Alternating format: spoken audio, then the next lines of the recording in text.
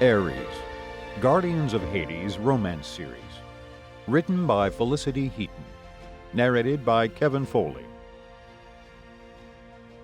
Chapter 1. Aries hoofed it through Central Park, pursuing the demon who had made a break for it. The bastard accelerated, cutting through the patchy darkness ahead of him, and Aries pushed harder, ignoring the burn in his legs, his focus locked on his target. The lamps illuminating the path at intervals flickered over him as he sprinted, intent on running down the demon before he escaped. Those same lights flashed over the demon's back, dull as they hit the dark hood of his sweatshirt, but bright on the back of his leather jacket. The slim male veered left, crashed through the undergrowth, and broke out onto one of the park's dark open fields. Aries swore under his breath in the mortal tongue and followed him. He wasn't in the mood to play tag, not tonight. While he enjoyed toying with his prey, he had already done that once tonight with 2 demons.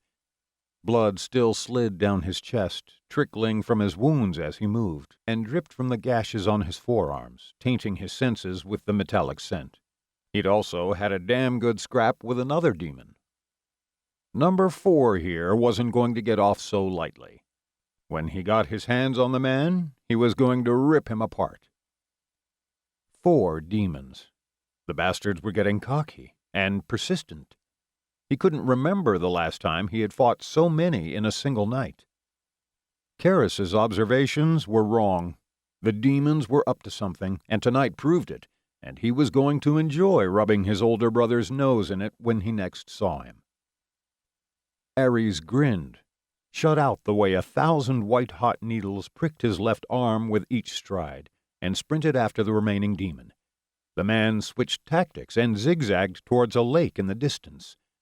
Was he a water type? Aries hadn't fought one of those in decades, and he didn't want to fight one tonight. He hated water. It really messed with his fire. Every instinct screamed to pin the demon down before he could reach the water. Aries knew he shouldn't listen to it, and should conserve his energy and keep running instead. That was the sensible course of action, the one a seasoned warrior like himself should take. He needed the rest of his strength in case these weren't the only demons looking to pick a fight with him tonight. His mission to protect the city and the gate took priority, and he shouldn't need to use the full extent of his powers to eliminate a single demon. The man began to pull away. Aries huffed. Karis would tear him a new one about this, pointing out that he was still rash despite his years, but he was damned if he was going to let the bastard douse him. Aries focused on a point near the lake, and the world whirled into darkness. When it came back, he stood between the dark water and his opponent.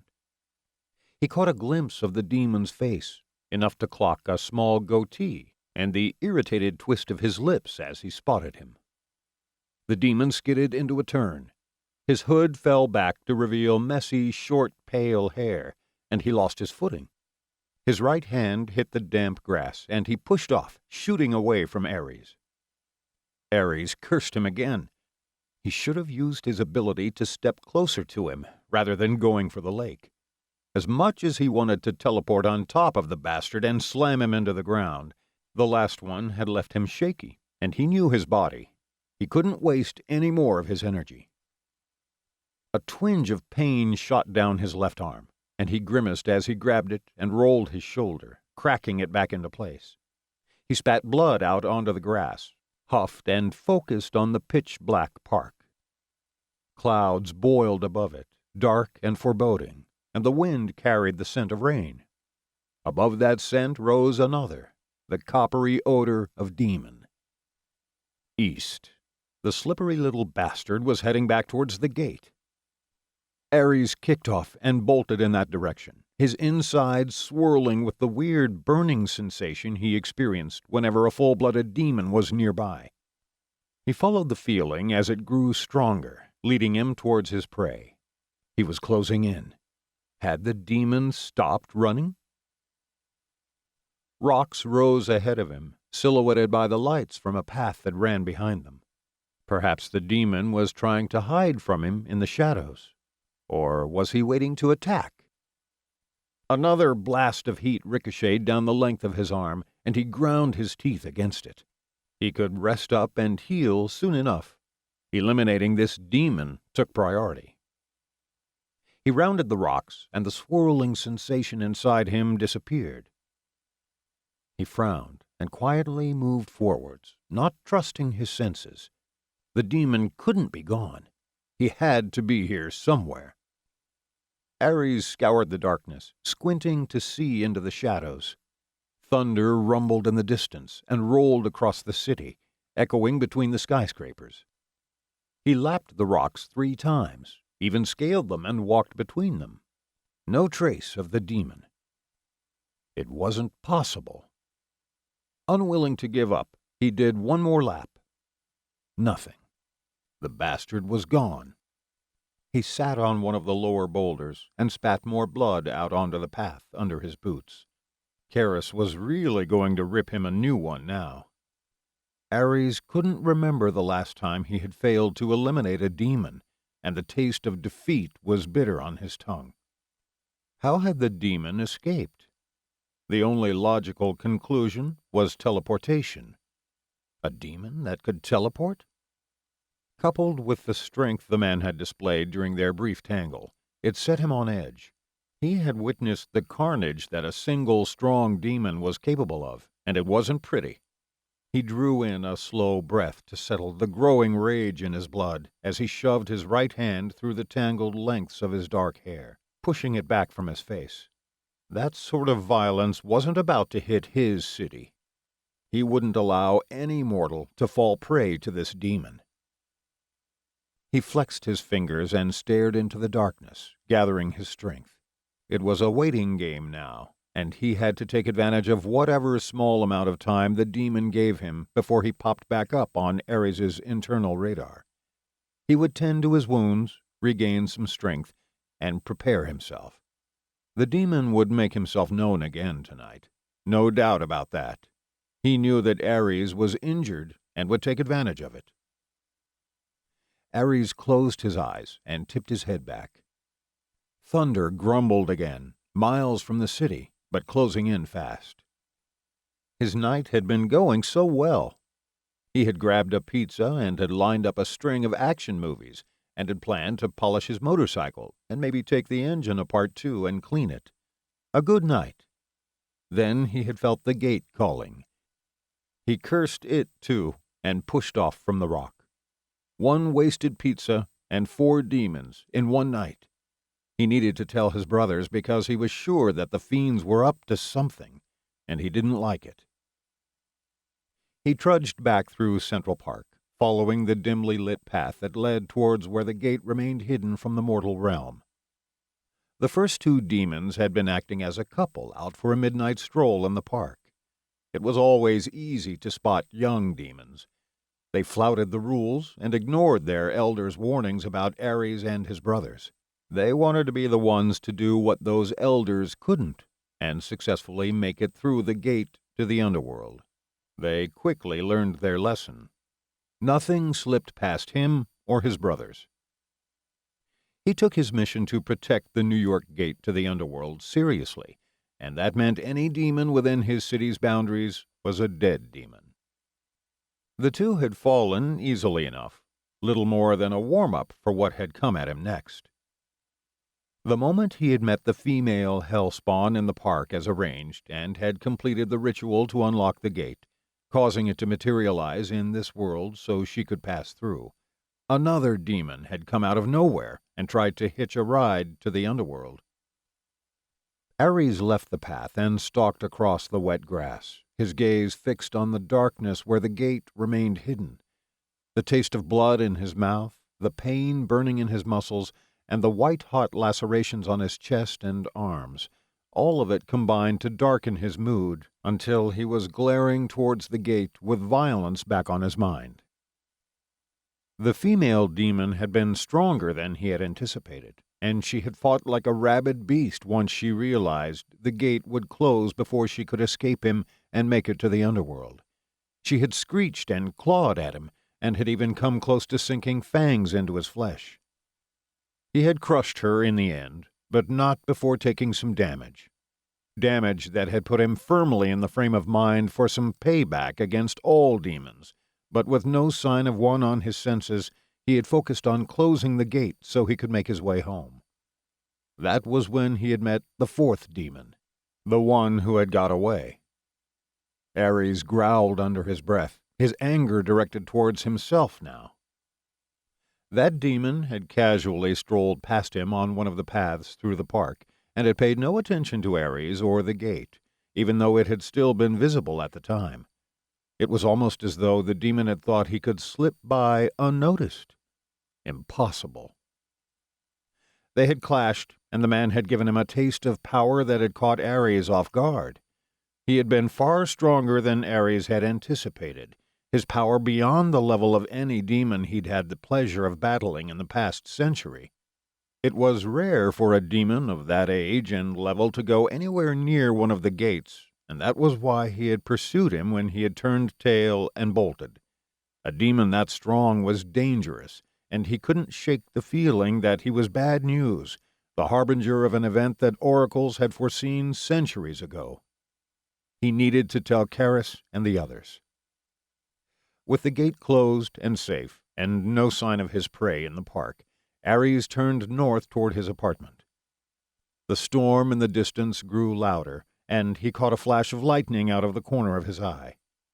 His mood degenerated. Rain. The perfect end to a perfect fucking night. The first fat drops fell, hissing and evaporating before they hit his bare skin, but soaking into his black t-shirt. Those drops rose as steam from his shoulders. He hated the rain. It was up there with demons, that disgusting feeling that they gave him, and Hellspawn who called him out to the gate and never thanked him for opening it. Like the woman tonight. He huffed and quickened his pace, hoping to make it back to his apartment on foot before the rain really kicked in.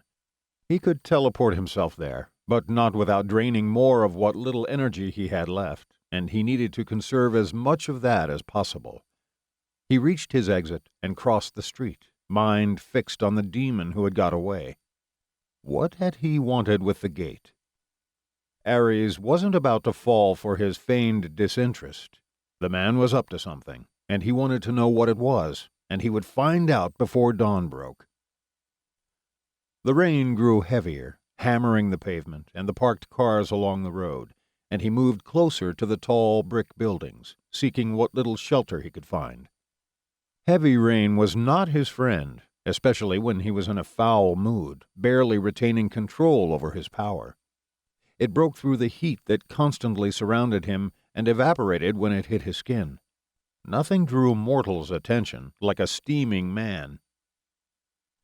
A yellow taxi drove by, headlights cutting through the downpour and tires whooshing as they sprayed water over the cars parked along the street. He tipped his head back, watching the droplets fall and sparkle in the streetlights. He wanted a shower, but not this sort.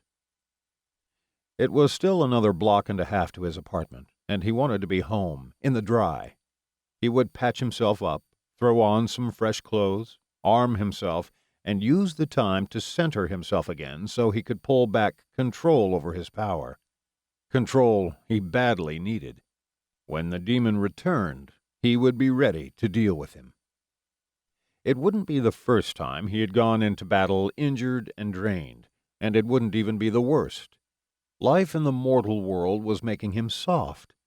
He had once battled a legion of demons with one arm broken and several arrows lodged in his left thigh, and he had decimated them. Ares smiled. The good old days. It had been centuries since he had gone to war together with his brothers, unleashing the hunger for violence and destruction that made the god his parents had named him after so proud of him. He focused, and the street whirled and disappeared, replaced by his apartment. He flicked the light on, illuminating the pale, coffee-colored walls and dark furniture in the open-plan kitchen and living room. He looked down at his boots and the puddle already forming around them on his wooden floor, and towed them off and kicked them into the kitchen on his right. They tumbled across the tiled floor, hit one of the oak cupboards, and stopped. He reached over his shoulder with his right hand, grabbed the back of his ruined wet black T-shirt, pulled it over his head, and tossed it onto the tiles with his boots. The water around his feet evaporated, steam curling off his already drying black jeans. He needed to get his mood in check before something bad happened. He closed his eyes and drew in several deep breaths, holding each one before slowly expelling the air, and reined in his temper together with his power, restoring the usual rigid control he kept over it, and stopping his flames from emerging. The heat that always surrounded him settled to a more manageable and safer level, and he released another breath, this one more a sigh of relief. The last thing he wanted to do tonight was set his apartment on fire. Again. It had been a shitty enough night without that added cherry on top. When he felt calm enough to maintain control over his fire, he walked into the open living room and pushed the second door in the wall to his left open. He switched the bathroom light on, turned, and frowned at his reflection in the mirrored wall on his left above the vanity unit and sink. He looked like hell. The female demon had done a number on him. Long gashes darted across his chest and forearms where she had caught him with her claws. He touched the deepest one of the three on his pectorals, and beads of blood broke to the surface. He frowned, and the gold flecks in his eyes darkened to red, glowing against their earthy brown backdrop. The demon shouldn't have been able to land a single blow on him, let alone several. He had been too complacent tonight. He had been dealing with low-level demons for so long that he had forgotten there were stronger ones out there, just waiting for him to drop his guard. It wouldn't happen again. Ares stared at the tip of his right index finger and slowly released the iron grip he had on his power, allowing his control to slip little by little until the air around his hand shimmered and he could feel the heat of it against his chest. He slammed his hold over his flames back into place, locking them down at their current level and stopping them from burning out of control. He ground his molars together, grabbed the edge of the oak vanity unit with his other hand to steady himself, and drew his finger along the first cut across his chest. Fire blazed in the wake of his finger, but he didn't stop or make a sound, not until he had reached the end of the wound and had cauterized it. He drew a deep breath, blew it out, and flexed his fingers around the edge of the unit. His arm trembled and ached, his shoulder socket throbbing madly. 2 more slashes to seal, and he could rest. Pain tore through him with each one, but it was necessary. He needed to regain his strength as quickly as possible, and that meant helping his healing process along in his own way. His finger reached the end of the final cut, and he lowered his head, breathing hard to stifle the pain as he struggled with his power, wrestling it back under control until it was nothing more than an aura of heat around him. He could leave the cuts on his forearms. They were shallow and would easily heal without his assistance. He flicked the steel tap on, waited until the water was frigid, and then doused his chest and arms with enough of it to clean the blood away. The water heated and steamed the second it touched his skin, and would have evaporated immediately if it hadn't been ice cold. When the blood was gone, he settled his hands on the edges of the sink, leaning over it. The water swirled as it reached the drain, ribbons of red streaking the maelstrom. Pain pulsed through him, stealing his strength and focus.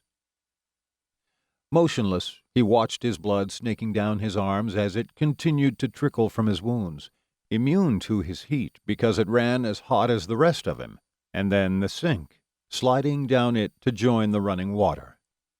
It mesmerized him, and time slipped past him as he lost himself in listening to his steady breathing and staring at the swirling water.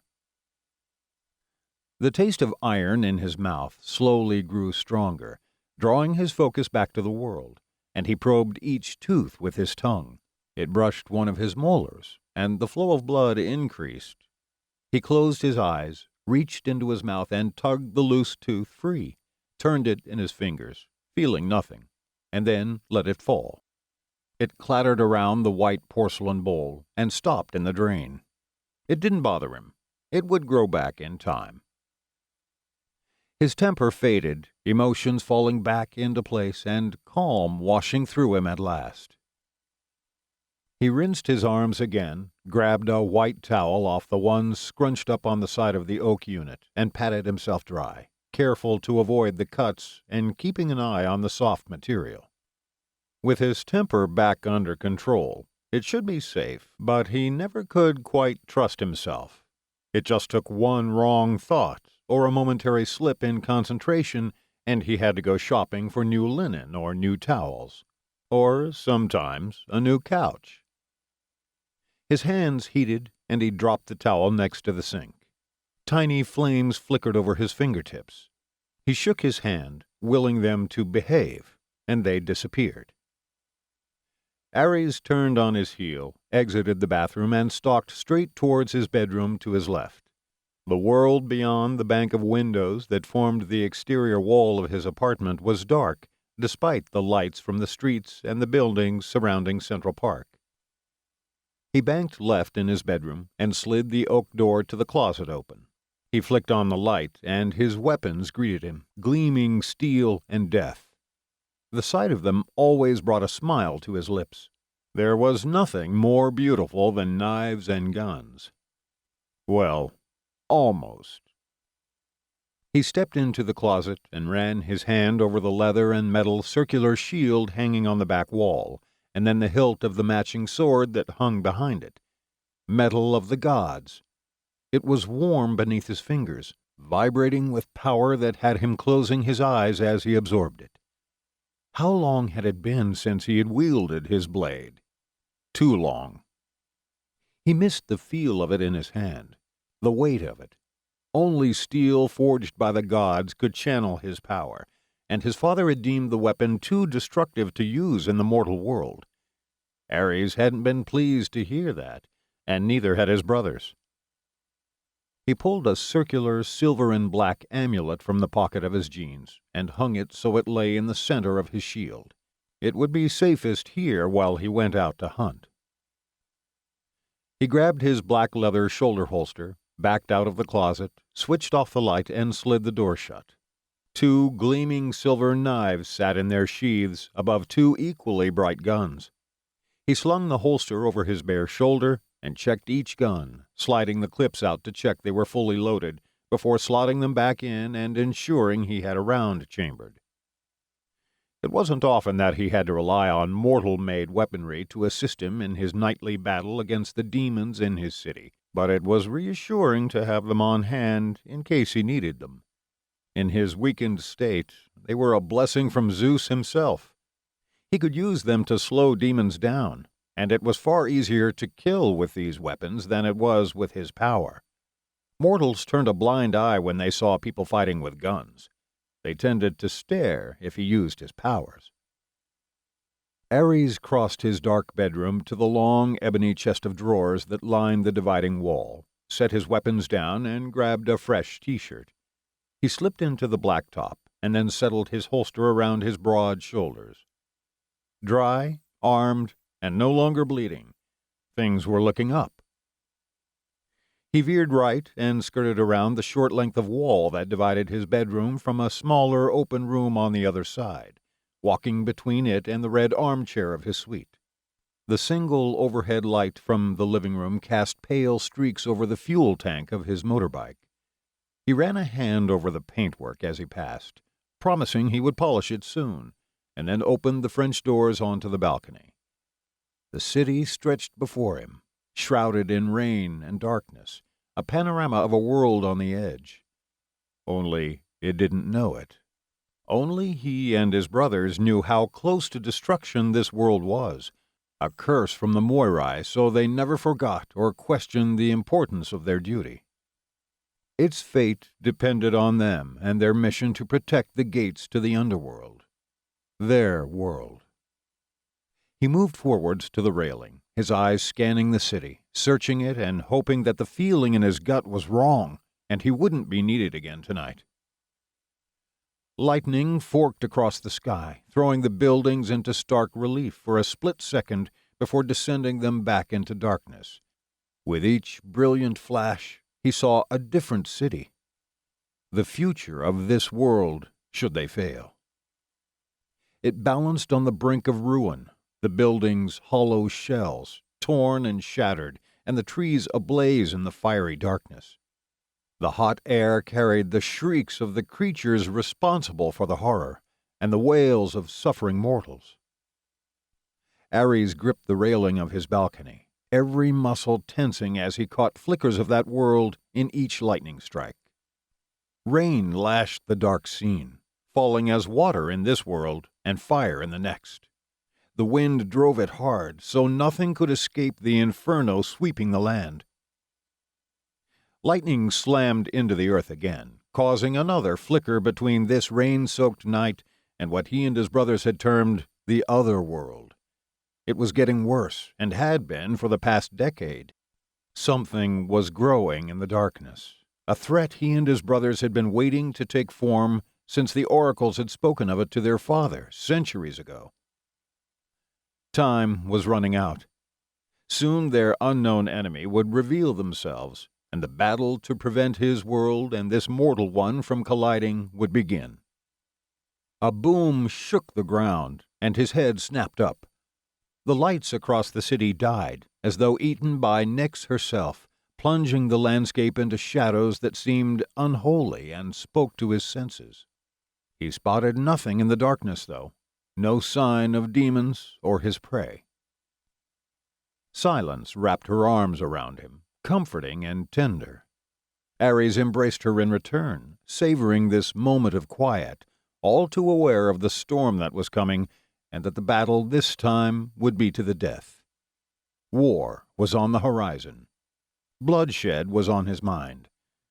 It was his duty. He leaned forwards and glanced at the street several stories below. Cars passed in both directions, their lights the only mortal-made ones in this dark world tonight. Thunder raged overhead, and lightning ravaged the land. The scent of earth and rain filled the charged air. He waited. A blackout of this magnitude would draw demons out. They would want to feed on the fear it created. He would see to it they paid for their vile hungers. This was his city.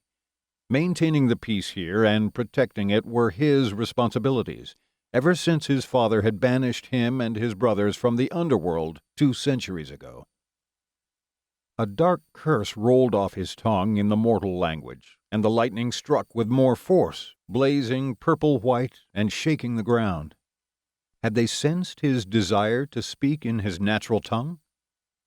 The gods of Mount Olympus hated it when those with his power spoke the language of the underworld on earth. Tranquil silence rolled over the world in the wake of the thunder. The sound of his cell phone ringing shattered it. It was muffled and distant. He had probably left it with his coat in the living room when he had gone out tonight. Whoever was ringing would give up soon, and peace would be his again until the first demon surfaced to take advantage of the storm. The phone continued to fill the apartment with a somber melody, and then stopped. Silence. Ares sighed and returned his attention to his city. Each explosion of light revealed it to him. Not the other world this time, but the current one, full of perfect buildings and unharmed nature, and no demons crawling around. For now. They would emerge soon enough. His phone started ringing again. He grimaced. They were persistent. Only one person could annoy him so thoroughly without trying. His anger rose again, his temperature rising along with it. Closing his eyes, he reached a hand out behind him and pictured his phone. It whipped into his hand. Being a son of Hades had certain advantages. The power to manipulate his surroundings and the ability to teleport were just 2 of them. The bright screen of his phone held a picture of his youngest brother, grinning like a fool. Ares wasn't in the mood for Callistos' usual brand of mischief tonight. He swiped his thumb over the option to ignore his call and waited for it to begin ringing again. Nothing annoyed his little brother more than being ignored. Once, Ares had declined a call 3 times in a row, and Cal had teleported from Paris to New York just to give him an earful. The phone remained silent this time. Maybe his brother had got the message. He tossed the phone back into his apartment, using his power to guide it back to the crimson couch. The storm began to abate, but the electricity showed no sign of returning. Would it be out all night? Now that would be the perfect end to a perfect night. He would be working until dawn to keep the demons in check. Rain continued to sweep across the city. It beaded on the back of his hands where they grasped the balcony railing. The droplets steamed and shrank, his body too hot for them to withstand. Being a son of Hades had disadvantages, too. The heat inside him rose until the water on his skin evaporated. He took a deep breath and reined in his anger. The last thing he wanted to do was set fire to his apartment on a miserable night like tonight. He cursed the rain. His insides tingled. The rain slowed at last, causing the earthy scent of the storm to thicken, but it couldn't mask the coppery stench of evil. The demon was back. Ares rolled his shoulders, stepped back from the railing, and turned his hands palm up. He channeled his power towards them. Fierce, pale flames rose from his fingers, casting light over the balcony. He grinned. Time to hunt. Chapter 2. Megan kept her head down, using the hood of her coat to keep the rain off her face. She wasn't sure why she bothered. The storm had already soaked her to the bone. Maybe she did it because the streets in her neighborhood were pitch black due to the power outage, and she had already passed several unsavory characters on her route from the bus stop to her apartment. The only light came from passing cars and the lightning forking across the heavy clouds. She had never seen such a violent storm before, and it unsettled her, bringing thoughts of Armageddon and the end of the world. A man passed her on the opposite side of the street, running hard through the heavy rain. He crossed the road further up, moving to her side. She wrapped her arms around herself as he paused on the pavement and looked in her direction.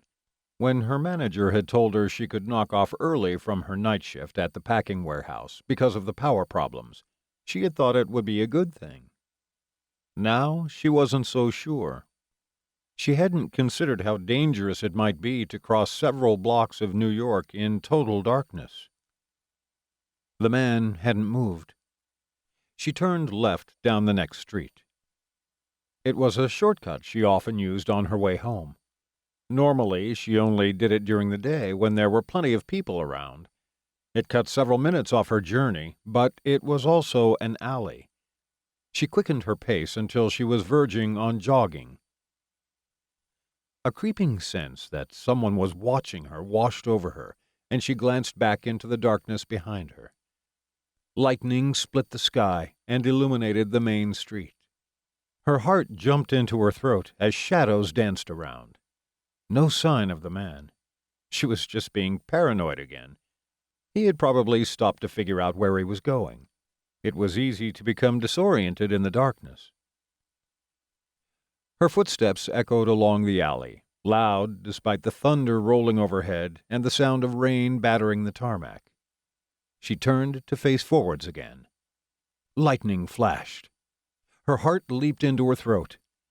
An immense figure strolled towards her from the other end of the alley, long coat flaring out from his waist in the wind that gusted from behind her, pushing her towards him.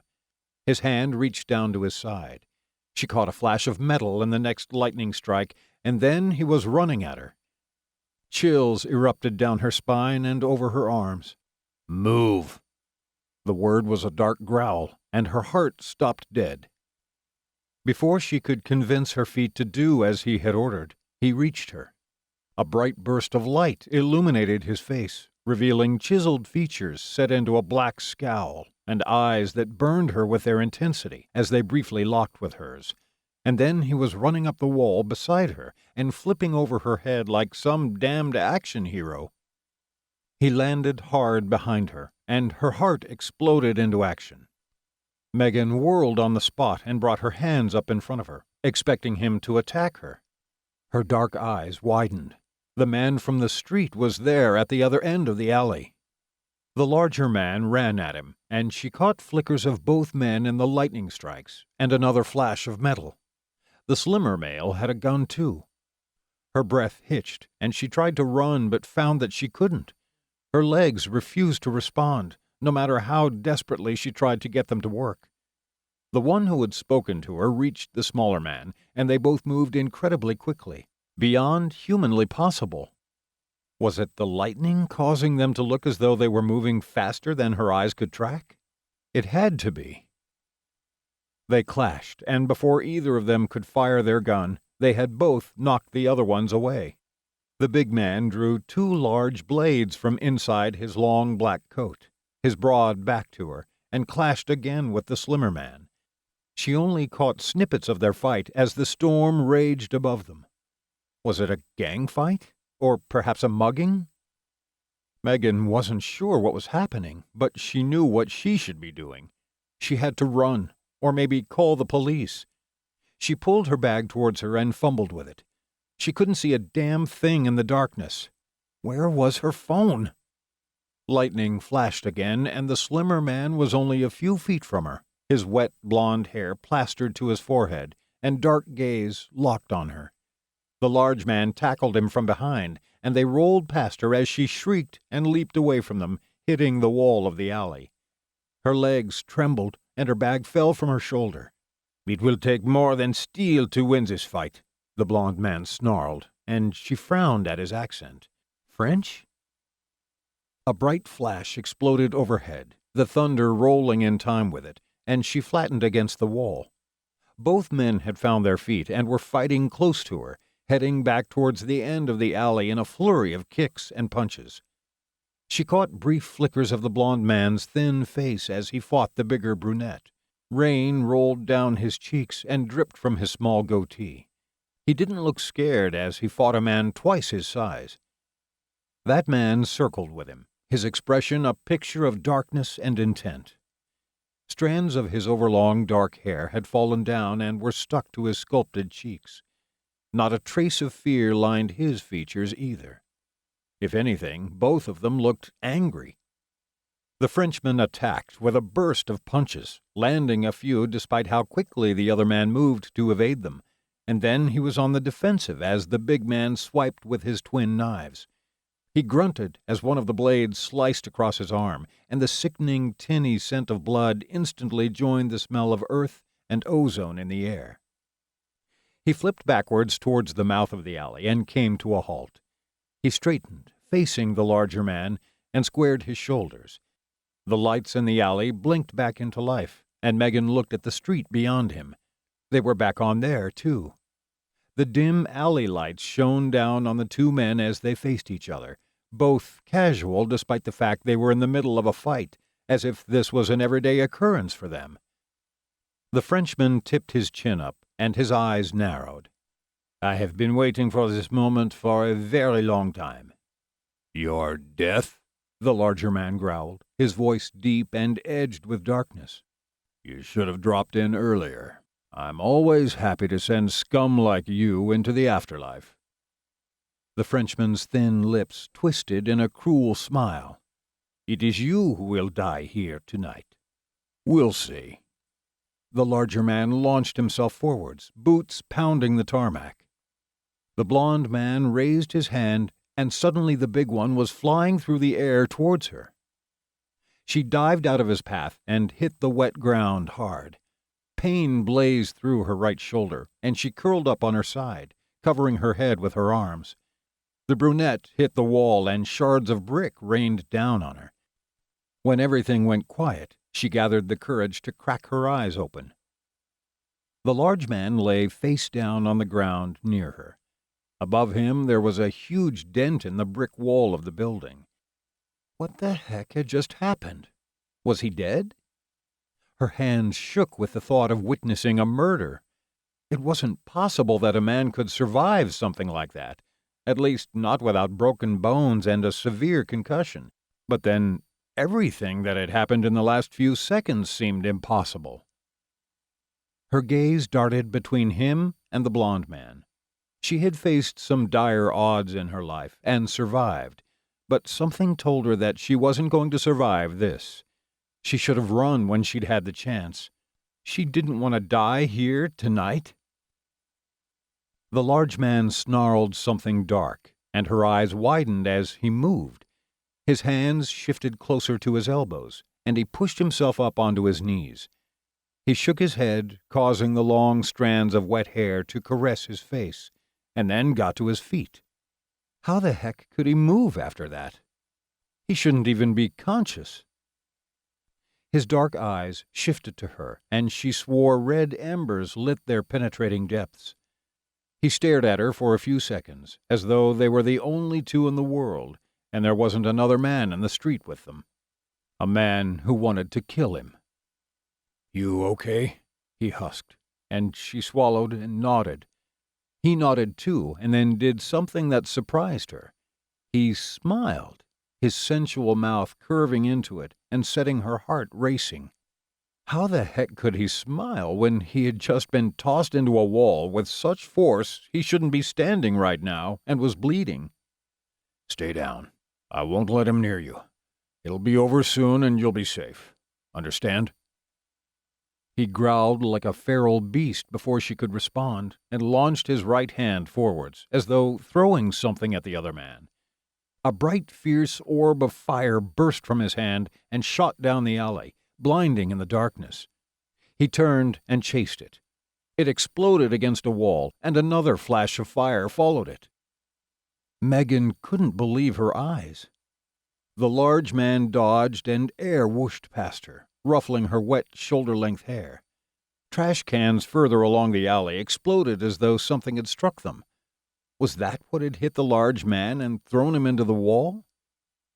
She crept to that brick wall and crouched there, keeping as small as possible. Her heart pounded and eyes darted, trying to take in the fight as fear turned to fascination. The brunette unleashed another swirling orb of fire from his palms, and the Frenchman evaded it, rolling forwards in the alley. The man leveled another fiery blast at him, catching him this time and sending him spinning through the air. He landed hard on the tarmac and rolled.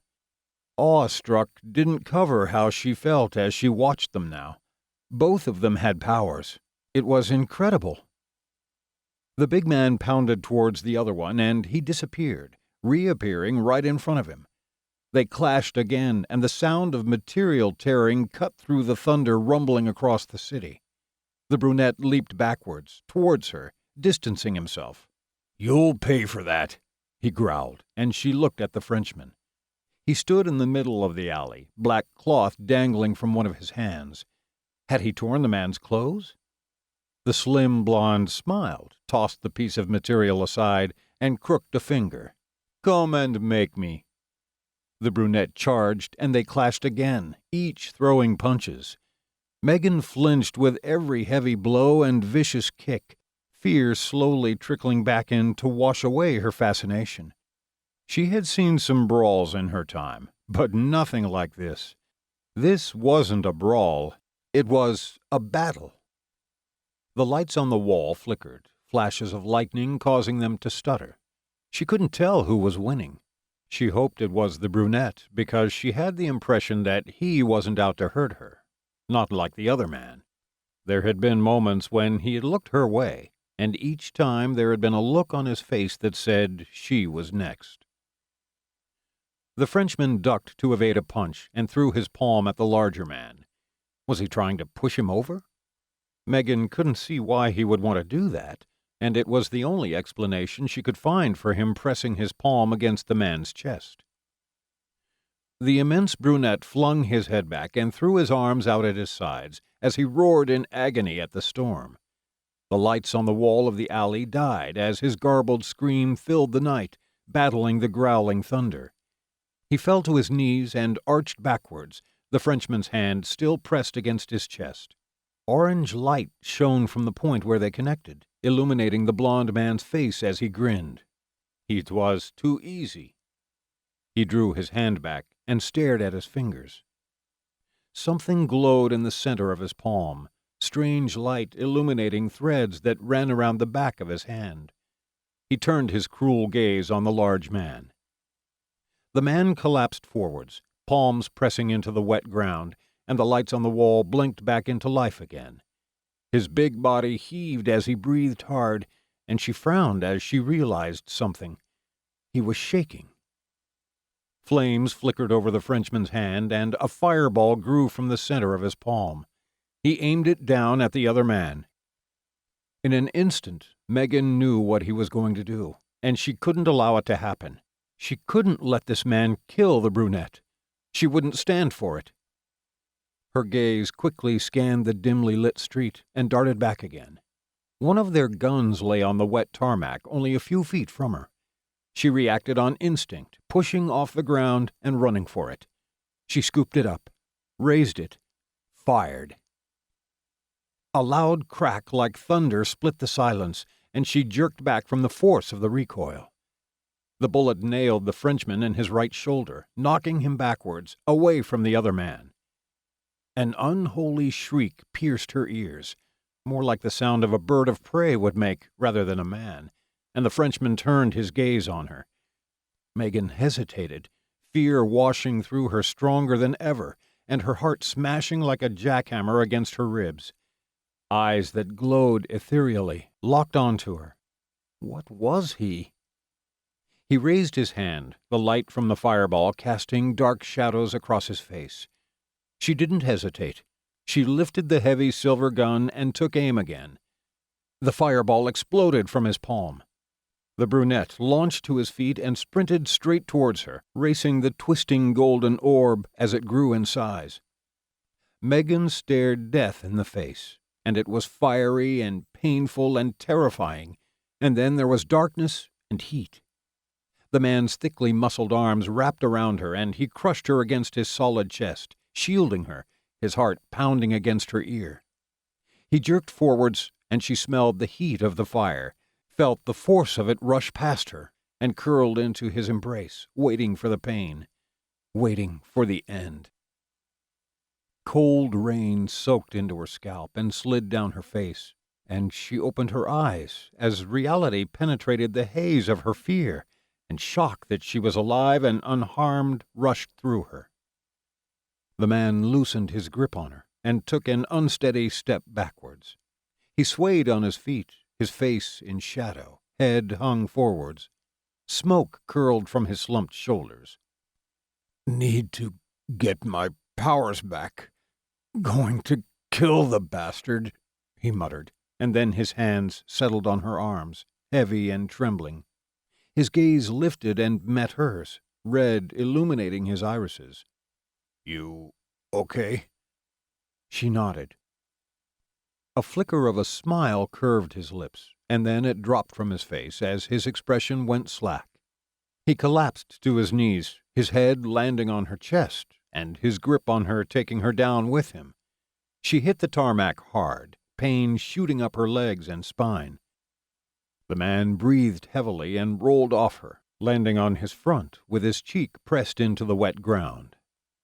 Megan shook so hard the gun still locked in her fingers rattled.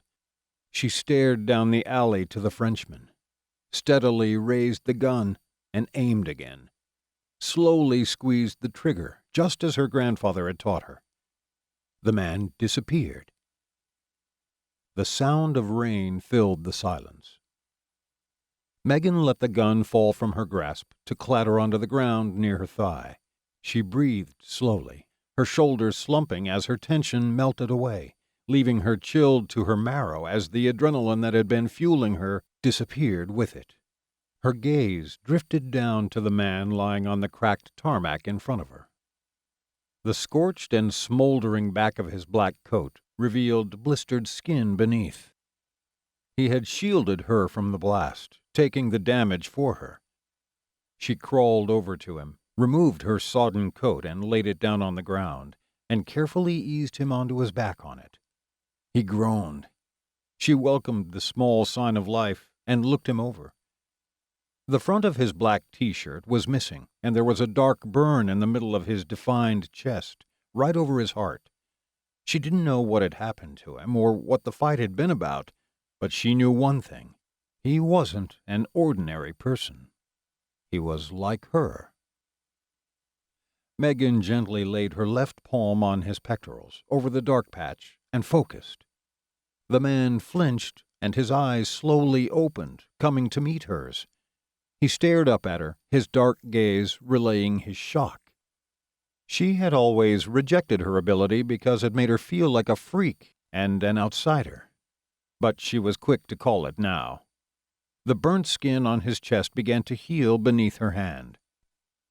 The man opened his mouth and then grimaced, his handsome face contorting viciously as he unleashed an unholy snarl that was more beast than man. She focused harder, wishing she could do this painlessly. Healing a major wound always caused the injured party pain, and it hurt her, too. She was doing it as quickly as she could, but for some reason he was slow to heal, and she was already beginning to feel the effects of using her gift. Megan drew her hand away, revealing smooth, unmarked skin. She stroked it and looked down at his face, checking on him. Rain poured down on them. It chilled her, but he still felt warm beneath her fingers. She shifted her hand to his cheek and cupped it. "Can you hear me?" She frowned when he failed to respond, and she patted his cheek, hoping to rouse him. She didn't want him to pass out, and she could feel that he was barely holding on to consciousness. Fat drops saturated her clothing. They rolled down his face and soaked into his overlong dark hair. She picked the strands from his face and willed him to respond to her.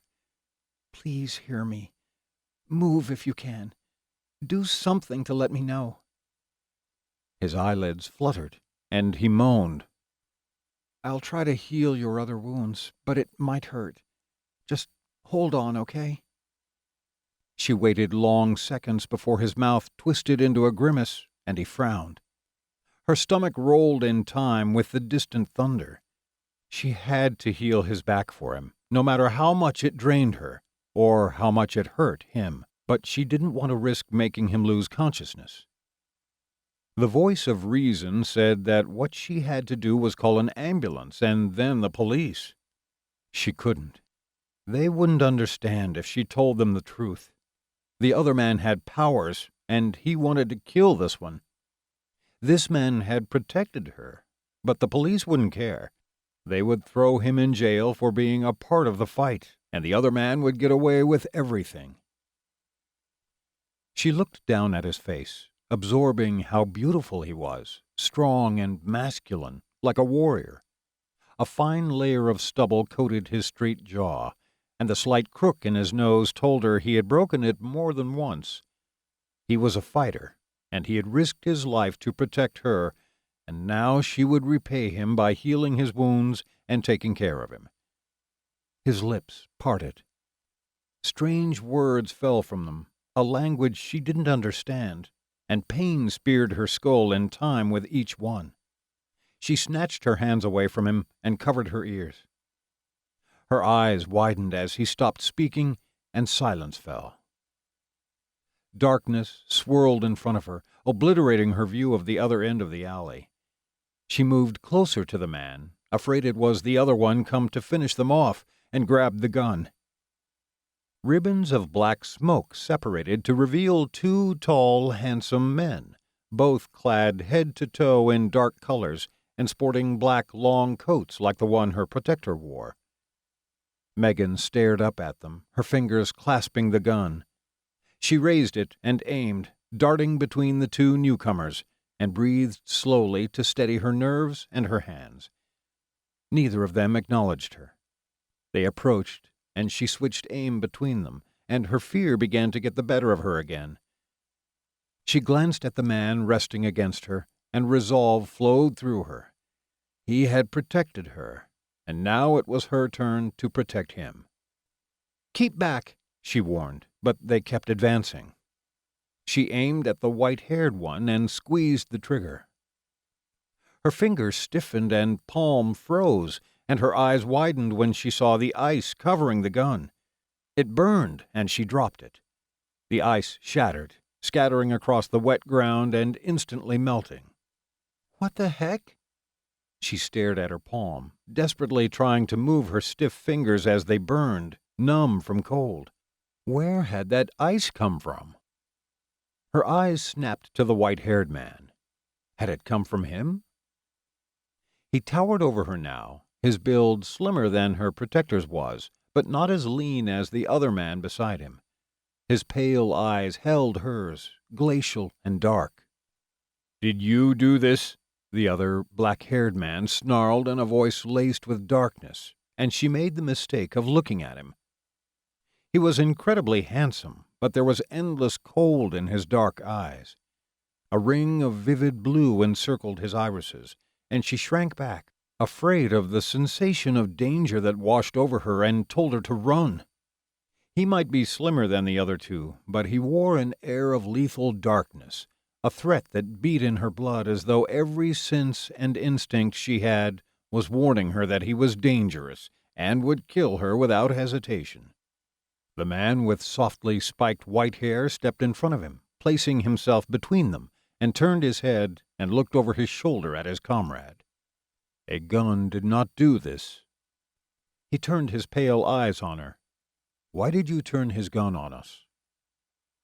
The black-haired man moved past his friend, swept both sides of his open, long black coat behind his hips to reveal a worn gray-blue shirt and lighter gray scarf, and crouched beside her protector. His black jeans stretched tight over his thighs, and she noticed he wore the same leather army boots as her protector, but the ends of his jeans had been loosely tucked into them.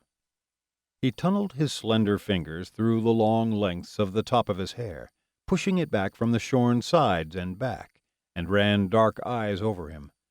Fine black eyebrows met hard above blue eyes that seemed strangely bright in the low light, swirling like a stormy sea. "What happened?" It was the white-haired one who spoke, but the question was there in the black-haired man's eyes, too. "Another man attacked him," she said, and then added, "and he protected me, so I protected him." She was still intent on protecting him. They didn't seem like a danger to him, showed no signs of attacking, but if they made a wrong move, she was going to grab the gun again and use it this time. They both stared at her, and then exchanged a glance that told her the man wasn't in the habit of risking his life to protect people. The white-haired one moved forwards and frowned down at her protector, too. "We must get him to safety. Take his arm, but be careful. We should be safe while he is unconscious, but it is hard to tell." "You can't move him," Megan snapped. Neither man looked at her. She was getting tired of this. She grabbed the gun and turned it on them again. She wouldn't drop it this time, no matter what happened. The white-haired man pinned cold blue eyes on her and reached towards her, his black leather gloves glistening with what looked like frost in the dim alley lights. Her protector jolted to his feet so quickly that the black-haired one fell on his backside. "Don't touch her," the brunette growled, and grabbed the white-haired man's wrist, yanking his arm away from her. He instantly turned to the other man. "Something is wrong." The black-haired man looked at the hand her protector had locked around his friend's wrist, shock rippling across his face. "No heat?" Megan got to her feet and steadied her gun with her other hand, aiming it back at the white-haired man. "Let him go." He gave her a pointed look. Yes, she was aware that her protector was the one manhandling him, but she didn't care. She had to protect him. The brunette growled something foul at him and swayed on his feet. He shoved the white-haired one away and stumbled towards her. "Must go. Got to go." Megan dropped the gun again and caught him as he collapsed, taking her back down to the ground. She kneeled with him leaning into her, his head on her shoulder and arms limp behind her hips. Her fingers touched the wrecked back of his black coat and the blistered skin there. It began to heal, and she focused, trying to soothe his pain for him as he breathed heavily in her arms. The two men stared at her. The white-haired one spoke first. "Change of plans. We take her with us. We need to know what she saw, and she might prove useful." He turned to the man standing a few feet behind him. "Escher, bring the female." The man called Escher cast him a dark, unforgiving look, and the strange glow around his pupils brightened but turned a deeper shade of blue, veering towards stormy gray. "You better not be serious." The white-haired man nodded. Escher's expression blackened into a scowl. "You are one cold bastard at times." The other one smiled and shrugged. Was the man cold because he wanted to bring her like a captive, or because he had told Escher to handle her? She could sense his reluctance, a palpable disgust that he didn't bother to hide as he rounded her and grabbed her upper arm. He towered over her, far slimmer than the man slumped against her, but just as lethal in appearance. The white-haired one pulled her protector to his feet and settled his arm around his shoulders, supporting him. Escher dragged her onto her feet, too, the force behind his actions almost tearing her arm from the socket. He tossed her a grim look. Megan opened her mouth to unleash the scream burning up her throat. Everything spun around her. Chapter 3. The world came back, but it wasn't the alley where the man had grabbed Megan. It was the balcony of an apartment. Had they somehow teleported? The Frenchman had disappeared in the blink of an eye, too. It was incredible. And a little terrifying. Cold wind gusted against her back, and light rain splattered on the shoulders of her black jumper, soaking into the already heavy, wet wool. She looked over her shoulder at the dark city. New York. They hadn't gone far then. The city swirled, shifting and distorting as her head spun, and she pressed her hand to her forehead and closed her eyes, waiting for the dizziness to pass. The man named Escher released her arm.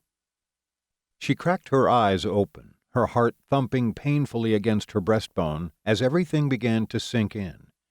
Her coat, bag, and the gun had all been left behind. She was alone with 3 men, and the only one who had shown her an ounce of compassion was unconscious again.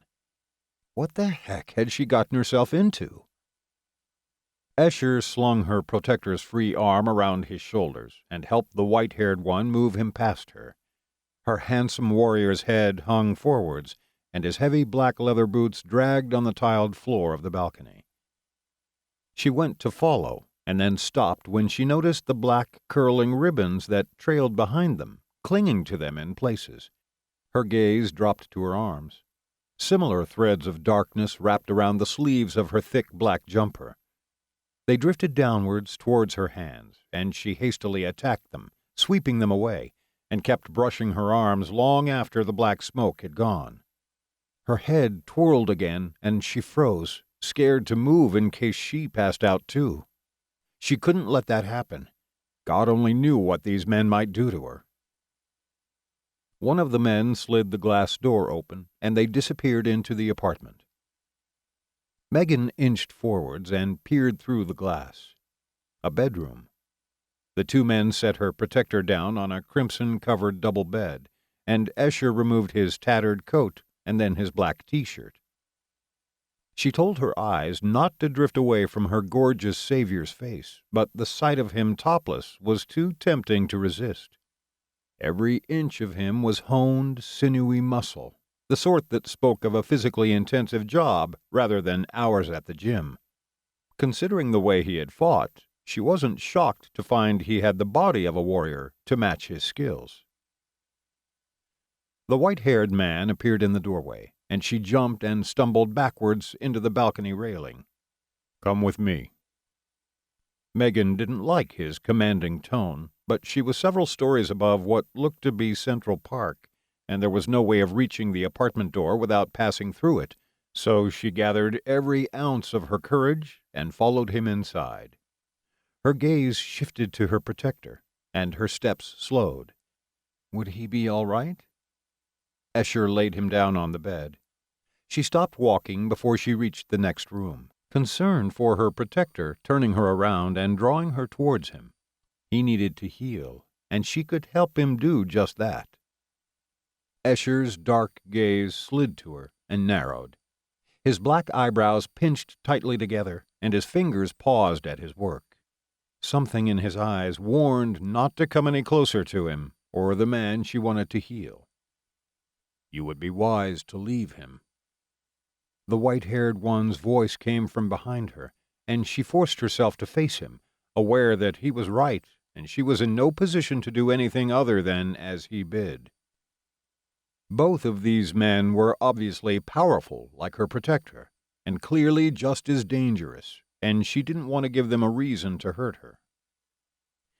He leaned on the back of a deep crimson couch in a light coffee-colored living room, his arms folded across his chest, and pale eyes locked on her. His long black coat grazed the floor, buttoned over his chest but open further down. It split at his waist to reveal long legs clad in black jeans and polished leather shoes. A thick navy roll-neck jumper covered him up to his jaw, so the only skin visible was his face. The only other color he had about him was the light blue lining of his coat. It matched his eyes. Megan's gaze darted to the door directly opposite her, at the end of the channel between the wall on her right and the couch to her left. An exit. He stood and blocked her path to it. Her heart accelerated again, and she slowly drew in a deep breath, hoping to calm it. She wasn't sure what this man wanted with her, but he had eyes as cold as Antarctica and radiated the same dangerous vibe as the man who had protected her and the one called Escher. Were they in some sort of gang? A gang with superpowers? She glanced back at the one who had protected her. Escher had moved him onto his front on the bed, and was covering him from the waist down with the wine-red bedclothes. Was he going to be okay? Escher moved around the bed and stood between her and the man. Protecting him? She looked up into his blue eyes. They held hers, dark and challenging, daring her to attempt to pass him to reach the other man. She only wanted to heal him, but both men seemed reluctant to let her near him right now, especially this one. She knew without a doubt that if she tried to go to him, he would stop her, and he would use force to do it. She looked back at the white-haired one. They had appeared out of nowhere, and looked as comfortable with that power as the man had with his incredible ability to make fire out of thin air. All her life she had searched for people like her, always believing that she was alone in the world. Now there were 4 others like her. It was both exciting and frightening, and she had 1,000 questions she wanted to ask them, but right now there was something more important than getting answers. And he was lying unconscious in the other room. Megan dragged together what fragments remained of her courage, stepped further into the living room, and came to stand against the dark cream wall opposite the white-haired man. "What do you want with me?" she said, surprised by how calm she sounded. The desire to heal the man shortened her temper and boosted her bravery, too. The white-haired one clearly wanted to question her, and the quicker he did so, the quicker she could set to work on the one they were now protecting. He raked pale, icy eyes over her. Escher moved into the room and propped himself up against the narrow wall that divided the bedroom from another, smaller room. He brushed his hand over the longer lengths of his dark hair again, preening it back to reveal the shorn sides. The action of raising his arm caused the open sides of his long black coat to fall away from his body and lifted the hem of his blue-gray shirt. He sighed, lowered his hand to his side, and alternated between staring at her with murder in his stormy eyes and looking back into the bedroom with ones awash with concern. "Tell me what happened," the white-haired one demanded, and she straightened, refusing to let her fear show, even as her blood rushed like a torrent through her ears, and her heart trembled like a timid thing in her chest. "I was walking home during the storm and took a shortcut." She held his gaze, trying to play it cool. Escher ruined her illusion of confidence by glancing back into the bedroom. Her eyes leaped to him. His held concern that quickly turned into darkness that unsettled her. The muscle in his jaw tensed, and his hands curled into fists. "He will be fine, Escher," the white-haired one said. Escher's head whipped around, causing the long top of his hair to fall down the right side of his face, his expression startled at first, and then softening. He nodded, preened his hair again, and resumed his glaring at her. She swallowed and looked back at the other one. He smiled, but it held no warmth. "You were walking home?" She realized something. Neither of them sounded local. In fact, they didn't sound as though they were from anywhere in North America, and neither had her protector. She couldn't place their accents, though. European? Like the other man had been? She nodded and cleared her throat. "The power was out, and there was a man ahead of me, so I took a shortcut down an alley. That's where I met your friend. I thought he was going to attack me." "Why would you think that?" he said, darkness in his tone, as though she had offended him by thinking his friend had been out to hurt her. "He had a gun and was coming towards me. What else was I meant to think?" she snapped, and then reined her temper in when his eyes darkened a full shade, and Escher pushed away from the wall. The white-haired man held his gloved hand up. Escher moved back again and glanced towards the man on the bed, and that sense of darkness returned, his eyes deepening in color until they verged on black. "Escher?" The other man stood and went to him. He reached a hand out towards his shoulder and then drew it back before touching him. Escher slowly looked across at him and frowned, a touch of confusion crinkling his brow. His eyes lightened again. "Diamond?" Was that the other man's name? Escher blinked and looked around the apartment, something about him making her feel that he had lost track of his surroundings. He seemed surprised. His deep blue eyes met Diamond's icy ones, and then flitted to the man on the bed. "You know he is too stubborn to die. He will be okay. Will you?" Diamond flexed his fingers in his black leather gloves, his hand hovering centimeters away from Escher's shoulder, and Escher nodded. That was a strange question to ask. Nothing had happened to Escher, after all. He hadn't been involved in the fight. She studied him while he was distracted, and his gaze snapped to meet hers. Hers instantly hit the wooden floorboards. "Keep going."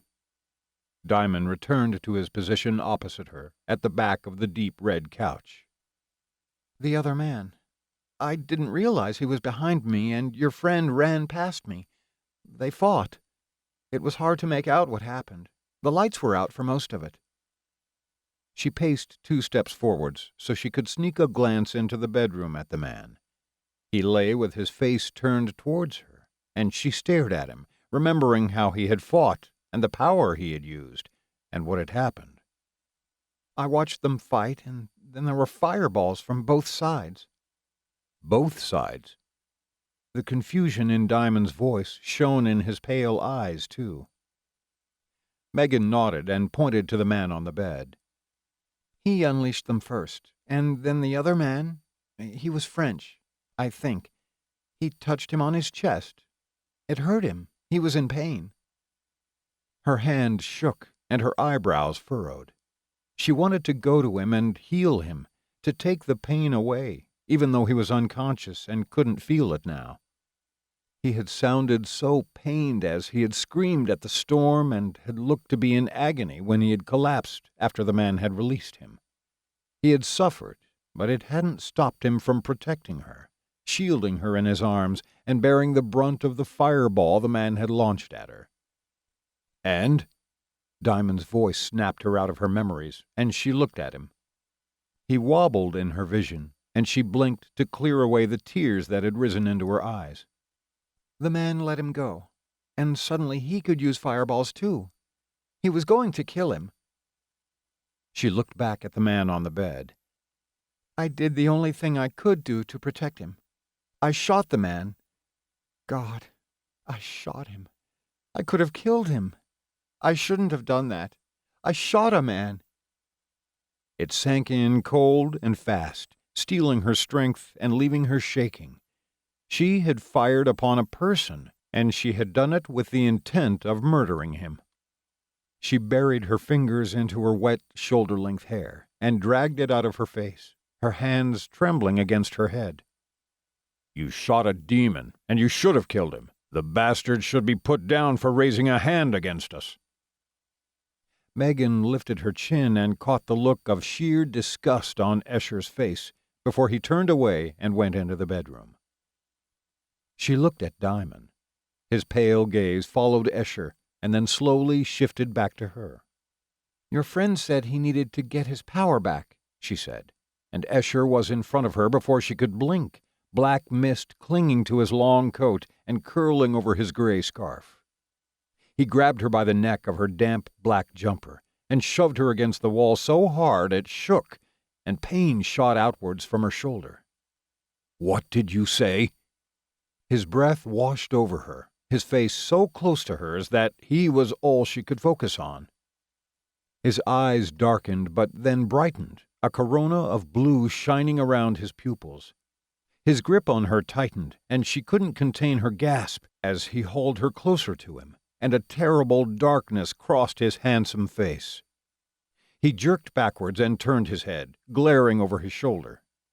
"Release her, Escher," Diamond growled in a low voice, and Escher blinked and looked down at his hand that still grasped her jumper. He did as Diamond ordered and stepped back at the same time. "Excuse my brother. Now, what did you say?" Diamond's expression turned as black and vicious as Escher's had been. She could see the family resemblance. "The man." She straightened her clothing out and pointed towards the bed, somehow managing to keep her hand from shaking. "He mentioned something about getting his power back." Escher and Diamond exchanged murderous glances. The bastard must have the ability to steal powers. Diamond paced away from her, taking agitated strides across the wooden floor behind the red couch, his steps heavy and filling the apartment with the beat of a war drum. He clenched his fists and his leather gloves creaked. "Escher, we're hunting. Warn Karis and the others." Escher nodded and disappeared in black smoke. Megan was not getting used to that. Diamond turned on her. "What is your name, female?" "Megan." She supposed she could have lied, but hunger for violence burned in his pale blue eyes, and she didn't want to give him a reason to unleash it on her. These men had powers beyond her imagining. For all she knew, one of those powers might be the ability to detect falsehoods. He crossed the room and halted right in front of her, so she had to tip her head back to hold his gaze. He was tall, the same height as Escher, if she had to guess, somewhere in the lower 6-foot-plus area, but her protector was taller. "Megan," he said, voice low and deep, filled with warmth that contradicted the coldness of his expression. "Heal our brother. I know you have the power, and I will let you go if you do this. We need him healed so we might speak with him." She didn't like being threatened, and he had done just that. He might have spoken softly, so it sounded as though his very existence depended on his brother's surviving, but he had still slipped in that little bit about him not letting her go until she did as he ordered. She glanced at the door. What was to stop her leaving once these men were gone anyway? "Do not even think about it. You will remain here until we return. You will heal my brother. Obey me or suffer the consequences." Megan glared at him. Who the heck had made him the boss of her? She squared up to him, shutting out the small voice at the back of her mind that warned he might go ahead and make her suffer the consequences right now if she unleashed her temper on him. "I'll heal him, but I'm not doing it for you. I'm doing it because I owe him for protecting me tonight. Well, you can just go to hell." Her heart pounded and her palms sweated. Had she just told a man with unknown powers and murder on his mind to go to hell? A wry smile curved his profane mouth. "I am afraid that is the one place I cannot go." Escher reappeared. "All set. We shall track down the demon scum who did this, and will return by dawn." Diamond stepped back and turned to Escher. "We'll check the gate first and make sure it is protected and safe, and then scout the city for trouble. Question any demon you come across. I want to know where the bastard who did this is gone. I want him dead." Darkness swirled around them both, rising up from their feet to embrace them, and they disappeared. Megan watched the smoke slowly dissipate. Demons? When Escher had called the man a demon, she had thought he was just angry and considered the man was a lowlife because of what he had done. She had the feeling that wasn't the case after all. Her dark eyebrows rose. Demons. The man had powers, and so did these brothers. Were they all demons too? Creatures of hell? Megan drifted towards the open side of the bedroom and paused when she reached the bed. Her gaze roamed over the man where he lay on his front, his lower half hidden under the crimson covers. Was he a demon? She frowned and looked at her hands. Was she? A breeze blew in through the open door onto the balcony, and she rounded the foot of the bed and walked between it and the long ebony chest of drawers that lined the short dividing wall between the bedroom and the other smaller room. Her foot caught in something and she almost tripped over, barely catching herself on the drawers. She raised an eyebrow at the clothes strewn across the wooden floorboards. The room was a mess, and it wasn't because of Escher. The ones the man had been wearing tonight were in a small, neat pile near the living room area of the apartment. Megan kicked the clothes aside, clearing the floor so she didn't trip again. Whoever her protector was, he needed to hire a maid. She slid the glass door closed. The view of Manhattan was breathtaking, even with the rain making it hazy. She could make out the silhouette of trees in Central Park, a dark patch in the middle of the tall buildings surrounding it. It wasn't a front-row seat, but it was certainly an expensive view. Her own apartment had a view of the brick wall across the alley from her building. She would kill for a view like this. Seeing a slice of nature every morning and evening would make her feel closer to home and infinitely happier. She pushed away thoughts of the mountains and forests she had left behind years ago and turned to face the man.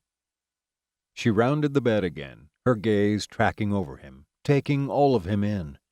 It settled on his face when she reached his side. He was beautiful. Was he single? The voice of reason piped up again, mentioning that she was trapped in his apartment, a captive who would be facing a death sentence should she try to escape. Now wasn't the time to be wondering about relationship statuses. Besides, he was so handsome that he was bound to have a string of women vying for his attention and time in his company. She glanced at the dirty clothes littering his bedroom floor, and then into the living room to the white pizza cartons scattered around it and across the black granite kitchen counters. The whole apartment had an air of bachelor pad. She hadn't failed to notice the expensive entertainment center in the corner of his living room, or the motorcycle in the small room that backed onto the bedroom. Maybe he was single, or maybe he just didn't bring women back to his place. Maybe she needed to keep her nose out of his business, do what Diamond wanted her to, and get the hell away from them. Megan eased down onto the bed beside her protector. She reached over and curled a strand of his dark, damp hair behind his ear, letting her fingers linger on the stubbly line of his jaw. Was it wrong of her to want to stay? It wasn't just him who had her torn between leaving and remaining. They all had powers, and she wanted to know more about them. She needed to know more about them because she hoped that maybe she would learn more about herself in the process. How many others were there like them in the world? She had so many questions she wanted to ask. She had spent the past 15 years with a gift she didn't understand, and the past decade wandering from city to city, trying to lead a normal life and searching for an explanation. Searching for others like her who might be able to provide her with answers. She looked down at her hands and turned her palms upwards. She sighed, shifted to kneel on the bed beside his hips, and settled her hands on his strong, bare back. He was still warm beneath her fingers.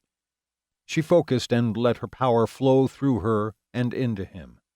His breathing deepened and sped. The draining effect of her power had been quick to manifest in the alley when she had healed his chest wound, and it was just as quick now.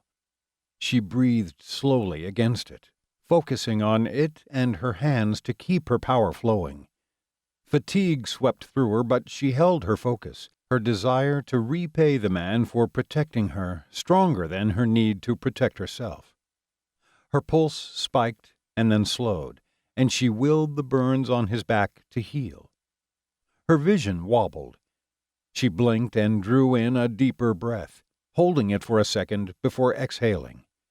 She couldn't figure out why he was so slow to heal, and why it took so much out of her. Normally, she could heal these sorts of wounds without breaking a sweat, and with only a minimal drain on her strength. He shifted beneath her hands. Her eyes glided up the line of his spine to his face. His eyes opened, irises swirling like fire in the low light. The sight of them didn't frighten her, not like the Frenchman's had, or those of the men who claimed to be his brothers. He tried to look at her, and his eyes slipped shut again, his broad body relaxing back into the mattress. She eased her power back as the last of his wounds healed and gently stroked his muscled back. Thin scars darted across his golden skin, hundreds of them. She followed one with her finger from where it started above his right shoulder, all the way down to where it ended close to his left hip. His breathing slowed to a gentle rhythm. She stroked another of the silvery scars. This was wrong on so many levels, and she felt as though she was taking advantage of him in his unconscious state. But she couldn't help herself. The scar tracked from one shoulder to the other, and her insides heated as her fingers trailed over the peaks and valleys of his muscles. He was huge, the span of his shoulders almost twice that of hers, and broader than Diamond's and Escher's. None of them looked like brothers. Maybe they were brothers by circumstance rather than blood. She stifled a yawn. How long would his so-called brothers be out? She stared out of the bank of windows at the city. Diamond had said they would return at dawn. Dawn was a long way away, and she didn't think she could stay awake that long. She looked down at the bed beneath her. It was soft and comfortable despite the slightly scratchy bedclothes, but there was no way she was going to curl up on it and fall asleep, no matter how tempting it was. She wasn't that sort of woman, and she didn't think that the man or his brothers would be pleased if they found her sleeping next to him.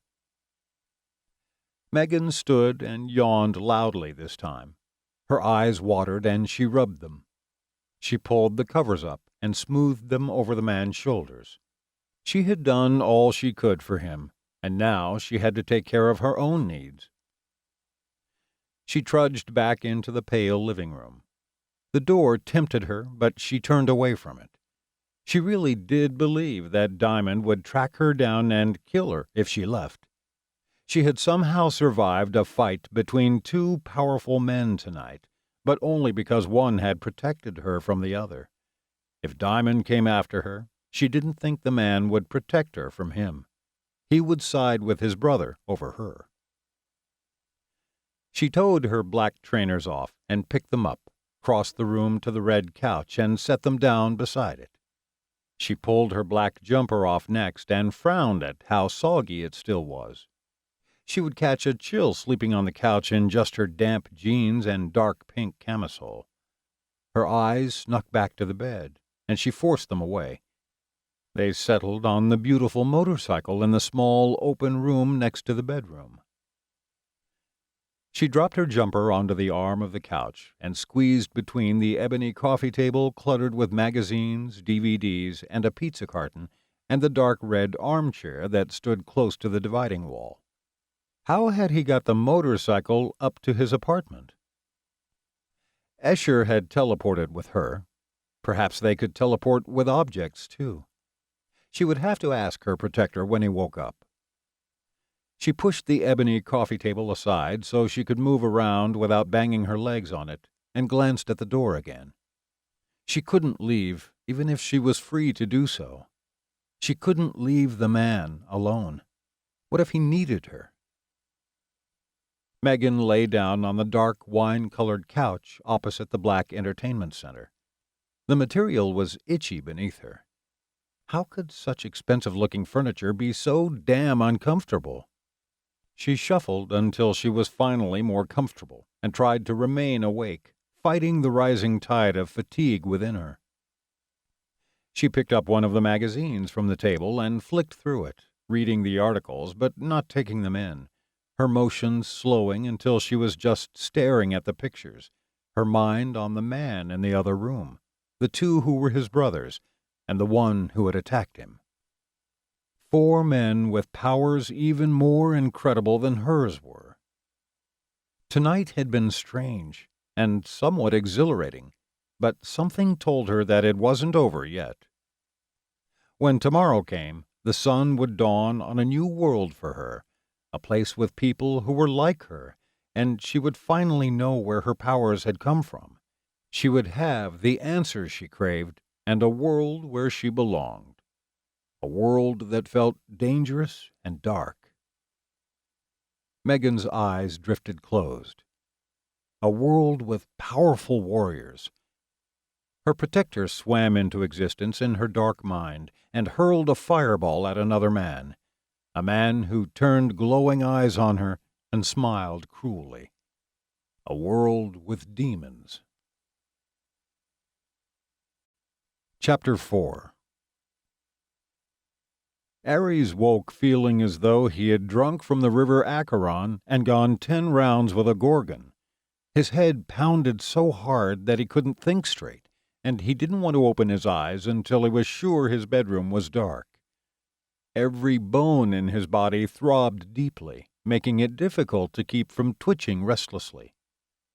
He cracked one eye open a sliver, enough to see that it was dark in his bedroom, but not dark enough.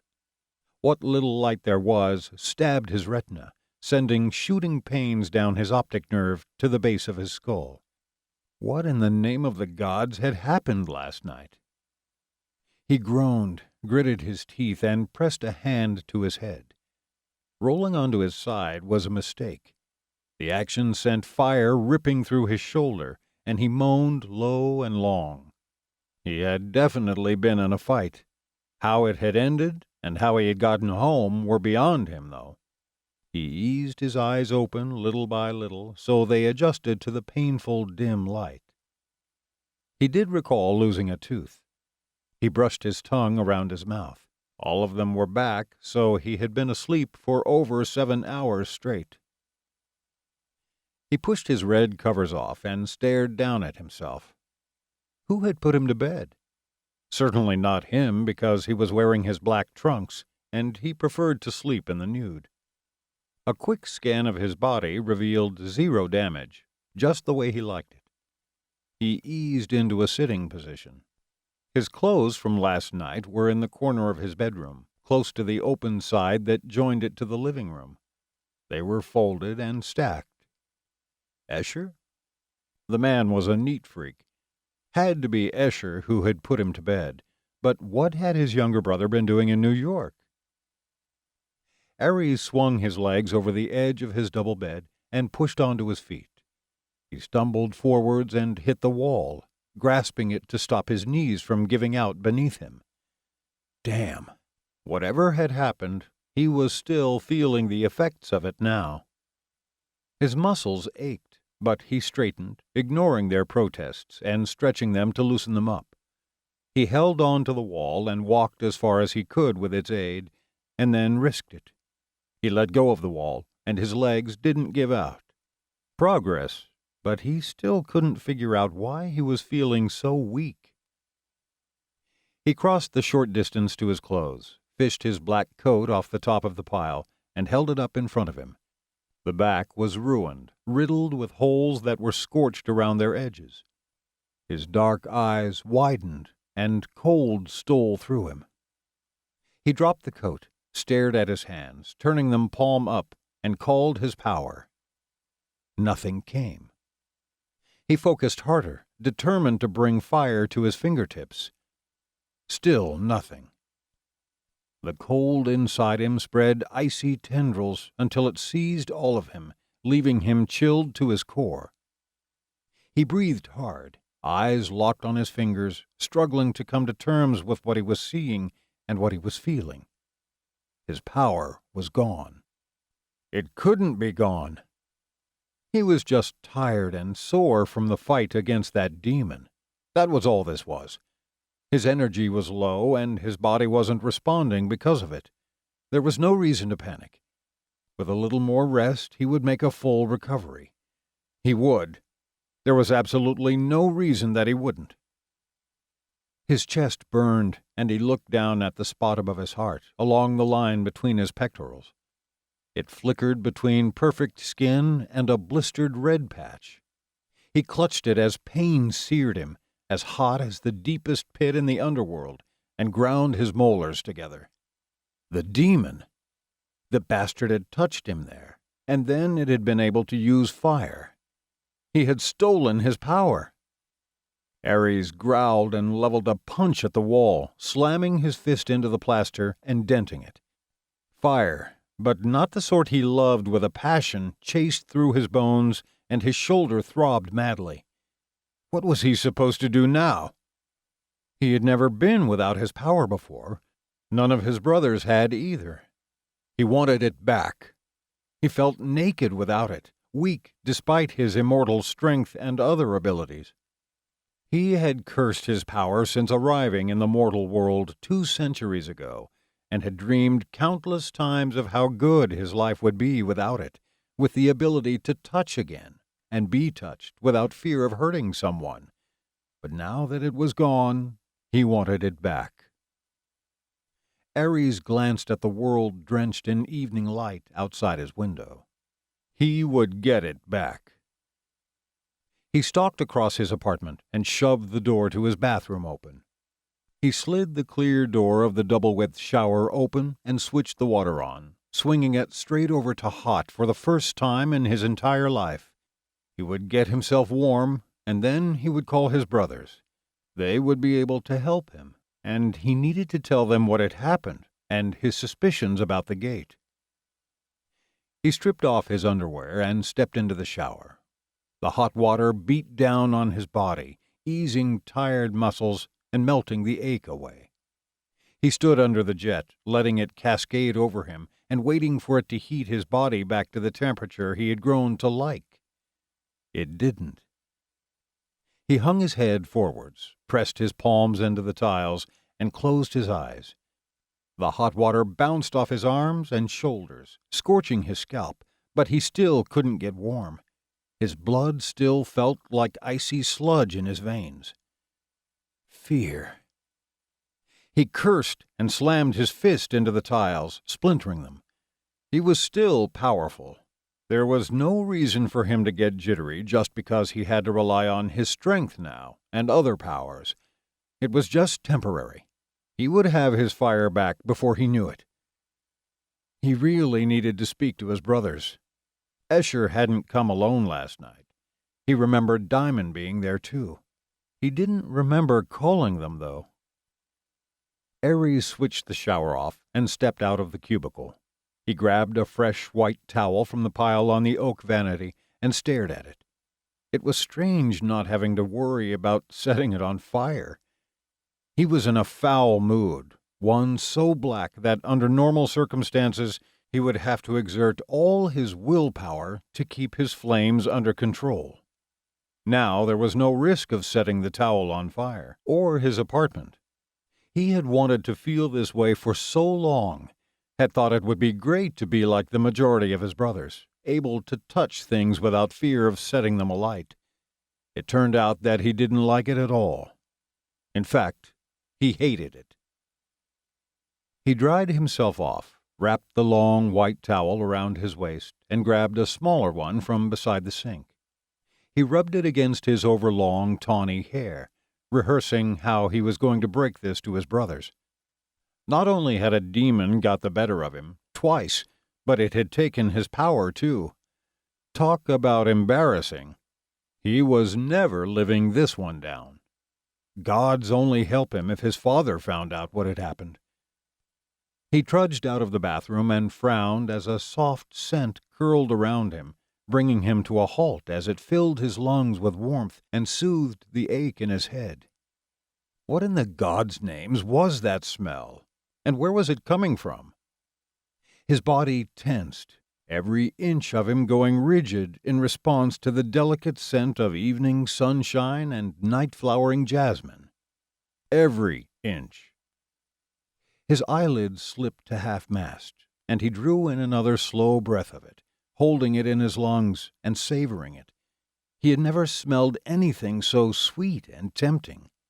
He had never smelled anything so feminine. His dark gaze scoured his apartment. There was a faint sense of familiarity about the scent. It conjured an image in his mind of a beautiful brunette, her shoulder-length hair hanging in delicate, wet ribbons that framed her face, a stark contrast against her clear, pale skin. Luminous brown eyes had looked at him with heat and stirred a feeling he hadn't experienced in a long time. He had felt protective of her. He frowned, his dark eyebrows pinching together. He had protected her. The demon had unleashed his power on her, and Ares had grabbed the slender woman and pulled her into his arms, holding her nestled close to his chest. She had been so small and slight in his embrace, curled against him, her heat making his heart thunder. It thundered now. Was it just the lingering scent of her on his clothes that he could smell? He couldn't remember the last time he had noticed the scent of a woman. Had he blocked out their tempting smell, rendering himself immune to their presence so he didn't suffer as much? The past 2 centuries had been difficult, especially when some of his brothers had been with women. Seeing them happy and sated when he couldn't have a woman of his own because the manifestation of his power meant that he would hurt them had killed him. Ares looked down at his hands. He didn't have his power now. The cold returned, fiercer than before, engulfing him and stealing away all the warmth he had felt on catching the lingering scent of the beautiful woman. He had always hated how his power had become a physical part of him when they had reached the mortal world. Only Diamond could understand how he felt, and he shared his longing to be like their other brothers and have a power they could control, one that didn't constantly flow only millimeters from their skin. A feeling worse than cold swept through him as he contemplated his power was no longer a problem. It no longer flowed over his skin, no longer answered his call. It was gone. He was empty, no longer himself. He inhaled with the intention of sighing and stopped when he caught a stronger lungful of evening sunshine and sweet jasmine. His couch creaked. Ares swallowed hard to wet his dry throat and edged forwards, the smaller towel clutched in both hands in front of his stomach. His heart beat hard against his chest, pounding out a rhythm that matched his fast breathing. He peered over the back of his red couch. There was a woman on it, The woman. His eyebrows rose and his fingers shook. He stared at her, trying to comprehend what he was seeing. Why was she in his apartment? He thought back to seeing Diamond and Escher in the alley. They must have brought the woman with them. Aries moved closer until his thighs hit the back of the couch, and he couldn't get any nearer to her, and cocked his head to one side as he stared down at her. She was beautiful, even in sleep, her face soft and hair wavy as it spread across the red cushion. He drew in a deep breath and closed his eyes. The scent of her caused a hard ache to start up in the center of his chest, behind his breastbone, and he trembled. Nothing in this world or the underworld or even Mount Olympus smelled as sweet and divine as this woman. She was everything feminine and sensual. His lips twitched into a smile, and he drew in another breath of her until she was all that he knew. He opened his eyes and looked down at her, studying her as she slept, shaking right down to his bones with the undeniable need to gaze upon her, to touch her. Could he touch her? The thought that he might be able to pushed at his restraint, forcing away his fears and doubts. He breathed hard, chest heaving, struggling with his raging desire as it slipped beyond his control. He needed to touch her, not just because his power was gone and he might be able to. It was more than that. He recalled everything about her from last night, from the moment he had first set eyes on her to the rage that had rushed through him when Diamond had tried to touch her. He growled low in his throat, a possessive snarl that shocked him. He had wanted her then, before losing his power, and he only wanted her more now. She was beautiful, brave. She had protected him even though she was weaker than the demon. She had put herself in danger without pause or hesitation. He had to have her. She had to be his. Heat suffused every inch of him as his gaze lingered on her, devouring her beauty. If he still had his power, right now, he would be in danger of setting fire to his belongings for the millionth time. He had never burned so hot before, hungered so deeply. Aries swallowed again, skin prickling and heart pounding. Would he hurt her if he touched her? He managed to prise the fingers of his right hand open and lowered it towards her. His breathing accelerated, racing faster than his heart, and he tried to steady himself. His gaze zeroed in on her bare arm. It looked soft and satiny, tempting, inviting. Would it feel as smooth beneath his fingers? He inched his hand towards her, his arm shaking. What if he hurt her? His shoulders and chest heaved with his labored breathing as he fought to bring it under his control. He ghosted his hand along her arm, holding it bare millimeters away from her. He ached to touch her, but his courage failed him. He couldn't risk hurting her. In the alley, he had felt a deep need to protect her. It gripped him again now, stronger than before. He ran his gaze over her and it settled on her hands. Small, delicate, as beautiful as the rest of her. He frowned and caught a flash of them on his chest. He pressed his other hand to it, reliving how she had touched him and how good it had felt to have her palm against his flesh. She had touched him. He trembled with the need to touch her, too. He hadn't hurt her last night. He wouldn't hurt her now. It dawned on him that there was a beautiful woman in his apartment, and if he touched her, she would wake. Cold trickled down his spine, and his eyes shot to his bedroom, and then around his living room and the open kitchen. It was a complete mess. He couldn't risk waking her by touching her and letting her see this. Gods! For the first time in his life, Aries wished he had listened to Karis about something. He should have hired a maid service. He strode into his bedroom and kicked all the clothes on his floor into a pile. He bundled them up into his arms and then stopped, unsure what to do with them. He stared at the oak door to his closet and teleported there, shoved the sliding door open, and tossed his clothes inside. He slid the door closed and teleported into the living room, glad that he still had this ability. He and his brothers called it stepping. One thought and one step, and they could move from this side of the world to the other. He quickly stacked all the pizza cartons and takeout boxes and stepped to the kitchen. He didn't have anywhere to put them and settled for neatly arranging them on the black granite breakfast bar. It was the best he could do without leaving the apartment. He didn't want to leave the apartment. He glanced at the couch and the woman sleeping there. The skimpy dark rose top she wore drew his attention to her breasts and sent his blood pumping. He stepped again, appearing behind the couch this time, and looked down at her. Now he would touch her. He stared down at her, instantly entranced again. Would she feel soft, warm, cool? He wanted to know.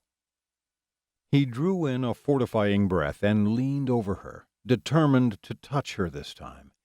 He had to know how she felt, and needed to see if he could touch her without harming her. He lowered his right hand towards her arm again, and then moved course, heading towards her face, his need to touch her cheek too strong to deny. She stirred before he could muster the courage to touch her, rolling onto her back and sighing. Her warm breath puffed against his hand, and he had to grab the couch to steady himself. Even that small contact between them was too much for him. Her eyes fluttered, and he snatched his hand back. She was still a moment, and then her eyes slowly opened, and she frowned at her surroundings, and then looked up at him with soulful brown eyes. "What are you doing in my apartment?" he whispered, shocked by how breathless he sounded. Her lips parted, soft and full, alluring. How long had it been since he had kissed a woman? More than 3 centuries. She looked dangerous as she lay on his couch, her warm eyes soft with sleep, and hair mussed, and crying out for him to tangle his fingers in it and pull her up to him for a long, hard kiss.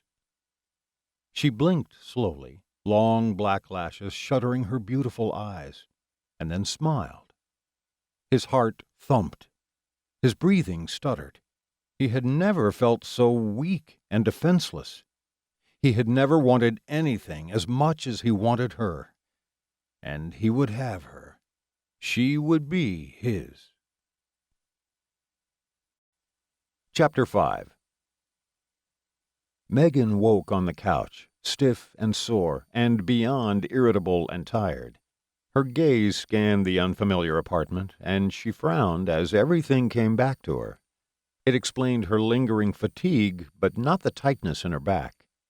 She grimaced when she slowly sat up, and her neck cracked, sending an ache across her shoulders and over her skull. She rubbed her nape, trying to ease the knot in her spine as her head pounded and glared at the crimson couch. Expensive-looking furniture shouldn't be so uncomfortable. She kneaded her neck and shoulders harder and glanced towards the windows off to her left. Was it dawn or evening? She couldn't tell. The golden sky could be either. Stifling a yawn, she rose from the couch, pressed her hands into her back, and arched forwards, trying to crack at least some of it into place. The thumping in her head worsened. If it was dawn, those men would come back soon. She trudged around the couch and crossed the living room to the open wall of the bedroom, intending to check the patient. The bed was empty. She blinked several times, frowning and trying to wake up, sure she was mistaken because she was so tired and still half asleep. Nope. The man was gone, leaving the deep wine covers on the double bed crumpled and pushed down to the end of it. Great. She wasn't certain what Diamond would do to her if she had lost his brother, but she was certain it would be painful. There was a clunk, and then the sound of running water. Megan turned around to face the living room and followed the sound to a room on her right. The oak door was open. She stopped in front of it, and her eyes widened. Sweet Lord above! He was nude. Her heart pounded harder than her head, and she told herself to look away. Her eyes were having none of it. They remained glued on the tall, luscious, naked warrior in the double-width shower cubicle. He had his back to her, sinewy muscles shifting with each move he made, as he ran his hands through his overlong dark hair, slicking it away from his face. Oh, my! Her cheeks scalded, and her body followed suit, heating to 1,000 degrees. The man was a god, from his long, muscular legs to the firm globes of his backside, right up to his strong back and powerful arms. The lower portion of the glass door steamed up and stole away a slice of his beauty, but still left the rest of him on show. And what a delicious view it was! Water ran over his shoulders, chasing in rivulets between muscles that she wanted to run her fingers over again. She had to leave. Megan frowned. Not yet. Just a few seconds longer. It wasn't every day, or even every year, that she got to see living perfection standing only a meter from her. Who knew when the next opportunity to ogle a real-life, gorgeous, nude man would come along? Probably never. He pressed his palms into the tiles and hung his head forwards under the steaming jet. Water rushed down his sexy back in a torrent, streaming over broad, strong shoulders that tapered perfectly into a narrow waist, and her eyes followed it, drifting down to the wicked ridge of muscle that arched over his right hip. His fist slammed into the wall, cracking tiles, and she jumped. Time to leave him alone. He began to turn around. She leaped backwards into the living room and panicked. She raced around the couch and sat in the middle of it with her hands in her lap, resting on her dark jeans. Sat very still. Stared at the far wall and the black screen of the huge television. Her heart hammered. The shower switched off. Panic lanced her again, and she quickly lay down on the couch and closed her eyes. What the heck was she doing? Pretending to be asleep? She wasn't sure why she did it, but for some reason it seemed better than him catching her awake, as if he would know she had been spying on him. She waited, doing her best to look like she was sleeping, unsure what to expect. He muttered a few gruff things she didn't catch, and then she heard him enter the room. Her heart thumped. He was still for so long that she wondered what he was doing. And then he moved again, and she swore she could feel the heat of his gaze on her as he stood behind the couch. He lingered there for long seconds, and she was tempted to feign waking so she could look up at him and see if his dark eyes were as beautiful as she remembered. Would there be red in them as he watched her? She wanted to know why his eyes did that at times, how they could do that.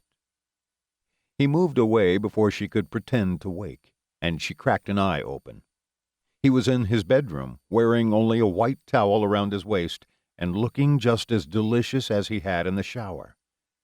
He turned around, and she quickly relaxed into the cushion again, continuing her charade. She tensed when he stopped close to her again, barely breathing, hyper-aware of him where he stood behind the red couch, towering over her. A droplet of water landed on her bare right arm, and goosebumps broke out along its length. Her skin prickled, and she swore he was close to touching her, could feel his hand glide up her arm towards her face. She rolled onto her back and slowly opened her eyes, feigning waking. She lifted her gaze to him, and he stole her breath as he stood over her, his overlong tawny hair wet and slicked back, and drops of water rolling down his chiseled torso as he stared down at her. It was the first time she had seen him in good light, and heck, he was stunning, his sculpted cheeks and the cut line of his jaw giving him a rough but oh-so-masculine appearance. Everything about him made him look like a warrior, a man of strength and action, a man who made her quiver in her core and roused the feminine side of her, coaxing it to the surface and making her want to purr in appreciation of him. The fine layer of stubble coating his jaw only added to his intense masculinity, and he had the most sensual mouth she had ever seen. Her gaze locked with his, and she shivered. His dark eyes were as incredible as she remembered them, and striking with the flecks of red and gold that danced against a deep brown backdrop. Tension radiated between them, but Megan didn't know what to say. She opened her mouth to speak, but no sound came out, so she swallowed to wet her throat. "What are you doing in my apartment?" he said, voice a deep rumble that cranked up the heat inside her. "You're probably wondering what I'm doing on your couch." She fought for composure and failed, and her nerves got the better of her, setting her mouth to hyperspeed. "I'm Megan, remember me?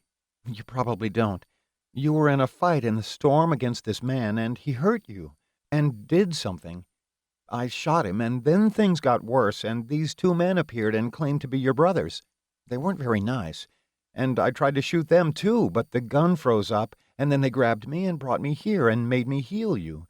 Not that they needed to make me do it. I was going to do it anyway, but the creepy one wouldn't let me near you, and the other one insisted on giving me the third degree about what happened. I told him, and then they poofed off somewhere together and said they would be back by dawn. Is it dawn?" Her pulse rocketed. If he had understood any of that, it would be a miracle. He stared at her, as though he thought she was insane. "It's evening," he said, that gruff purr melting her again. "Let me get a few things straight. Your name is Megan. You tried to shoot my brothers. You healed me." She swallowed. Maybe she should have omitted the bit about trying to shoot his brothers. She nodded. "I was trying to protect you." He looked affronted, and then his expression softened. "Appreciated. Did you catch my brothers' names? Were they Diamond and Escher?" She nodded again, and he turned his profile to her and stared pensively out of the bank of windows. Those sexy, powerful shoulders heaved in a deep sigh. "They said they were going hunting. Something about monsters and a gate and protecting it." She rubbed her stiff neck and winced when a twinge shot down her spine. His dark gaze came back to her, and he frowned. "I was that out of it?" "The white-haired one, Diamond, he seemed upset when you touched him. He grabbed you and made Escher grab me. They brought you here in that weird black smoke and—" "Escher touched you?" He scowled at her, and she shrank deeper into the couch and gave a small nod. He blew out a sigh. "He'll be a pain in my arse for the next month. I'm surprised he didn't kill Diamond." For making him touch her? What was so repulsive about her? She went to ask, but the man shook his head, and a strand of his dark hair fell down to brush his cheek. "They're all going to give me hell for this," he muttered, and she felt sorry for him as a pained edge entered his eyes. Why? It wasn't as though he had done anything wrong. He was the one who had been injured. Megan sat up and rubbed her neck again, grimacing when it cracked, but the ache between her shoulders remained. "What's wrong?" His deep voice stirred heat within her again, and he directed his frown at her neck. "It's nothing, just a crick from sleeping on the couch." She shrugged it off, but his expression didn't lighten. He pointed over his shoulder with his thumb. "You want a shower? The hot water might fix it. Worked wonders for my aching muscles." Megan's eyes widened, darted to the chiseled expanse of his bare torso and the muscles in question, and then back to his eyes. She wouldn't be able to shower without imagining him in there with her, and that was a recipe for disaster. "No, it's fine." He didn't look convinced. He dropped his smaller towel on the back of the couch, grabbed her shoulders, and firmly turned her towards the blank television. His hands were hot against her bare shoulders, teasing her senses. She stared at the television screen, and it blurred, all of her focus switching to the points where he was touching her, despite her best efforts to remain aware of everything and not lose herself in him. "I'll fix it then," he said, voice deeper and huskier than before. "You fixed me, after all." She didn't have a chance to refuse. His hands settled against her neck, and she struggled to keep her eyes open as he began to massage the tension away. There was strength in his large hands, but he was gentle with her, never applying too much pressure, his movements slow and almost sensual. He carefully slid his fingers along the line of her jaw, sending a wave of tingles down her throat to her breasts, and eased her head around, cracking her neck. She lost her battle against her eyes. They fell shut as she savored the feel of his hands on her, strong and commanding, and a little hot against her skin, and she melted into the couch. "You're good at this," she murmured, breathless and unable to get her voice above a whisper. "Most people don't know what they're doing." "I used to give my little sister massages whenever she hurt herself, which was often." The warmth in his tone said he adored his sister, and that her exploits had always amused him. His fingers caressed her jaw, sending another cascade of tingles down to her breasts, causing her nipples to tighten and ache, and then his hands settled on her shoulders. His thumbs brushed the nape of her neck, tickling her and making her shiver, stirring that wicked heat in her veins again, until it licked at her resolve, beginning to burn it to ashes. He whispered something she didn't quite catch, something about touching. Her breathing hitched when he leaned over her, nudging her head forwards so her shoulder-length hair fell away from her nape. His breath teased the fine hairs on her neck, making them stand on end, and her stomach tightened with anticipation, with the ridiculous thought that he might kiss her for some reason. She wanted to feel his mouth on her skin. "Isn't that a sight for a Hallmark card?" Megan tensed at the unfamiliar bass voice. Her eyes snapped open. In front of her stood another tall, well-built man, this one as broad as the man at her back, but his skin a darker shade of bronze. Black ribbons of smoke swirled around his limbs, flowing over the sleeves of his charcoal linen shirt and his trousers, and slowly dissipating. Rich brown eyes flecked with green and gold held hers, demanding her attention, holding her so fiercely she didn't even notice that her protector's hands left her shoulders. A gasp escaped her when another man appeared quickly, followed by another, each of them trailing black ribbons in their wake, and each looking more dangerous than the last. 2, 3, 4, 5 of them. With a noise like the crack of thunder, a final man appeared. This one made her blood pound and mind scream for her to run, but the scar over the left side of his jaw and down his neck had her frozen to the couch and staring. She felt his eyes on her, burning with intensity. A slight, forced shift, and hers met them. Golden pools of danger watched her like a hawk studying potential prey. His already narrowed eyes closed further, and he ran them over her, carefully and slowly, as though committing every inch of her to memory, or searching for a weakness. "Who's the pretty thing, Aries? A new play toy?" he growled, and his gaze switched to the man behind her. Megan swallowed her heart and looked over the back of the couch at him. He stood with his thick arms folded across his defined bare chest, facing the 6 men in front of her. His muscles tensed and bulged, biceps as big as footballs. She felt tiny.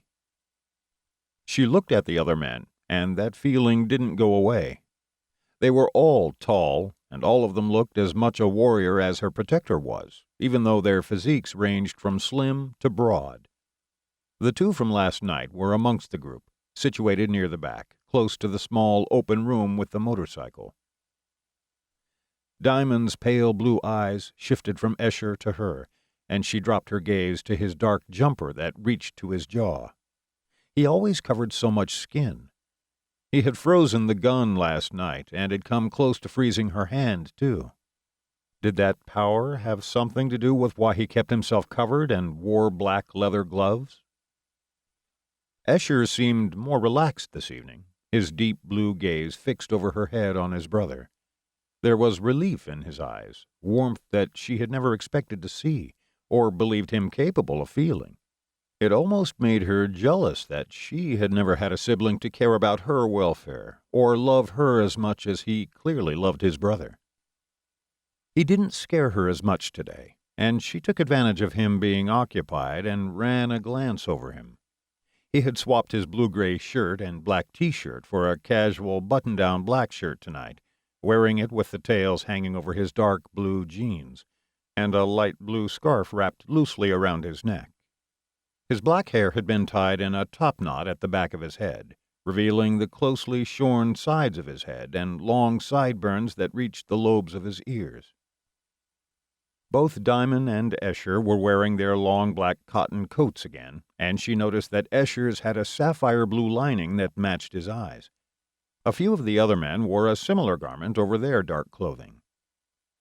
Her gaze shifted to the next man, driven by curiosity.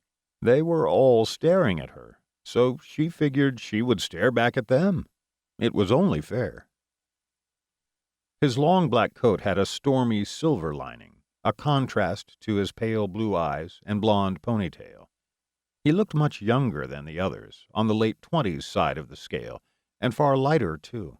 There was a twinkle in his eyes as he looked at her, and a touch of mischief in the slight tilt of his lips, as though he was thinking of something amusing and was weighing up whether to say it or not, and what the reaction would be. He stood next to the one who had declared she was Ares's new plaything. They shared traits like height and their athletic slim build, the color of their hair and their choice of black military-style clothing, all combat trousers, boots, and T-shirts so tight she could count the muscles on their torsos. The other man looked a few years older than the one with the ponytail, though, and infinitely more dangerous. He wore his blonde hair cut jaggedly around the sides, as if he had hacked at it with a blade, and with the longer lengths on top swept down over one side of his face. The right side. She had the impression that the decision to leave the scars on the left side of his face and neck on display had been a conscious one.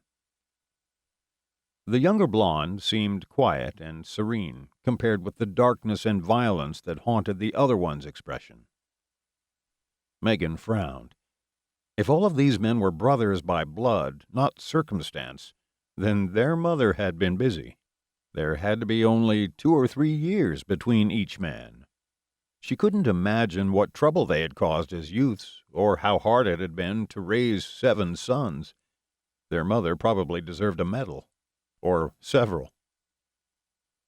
The first man to appear moved to sit in the red armchair to her left, his brown eyes on her protector now. He ran strong fingers through the unruly waves of his rich chocolate hair, leaned into the back of the armchair, and crossed his legs at the knee. He was the only one of the 6 not wearing what she had decided was a standard-issue coat for these men. His choice of a charcoal linen shirt with the sleeves rolled up his thick forearms and black linen trousers left her feeling he had come from somewhere hot. It certainly wasn't the right clothing for New York in late winter.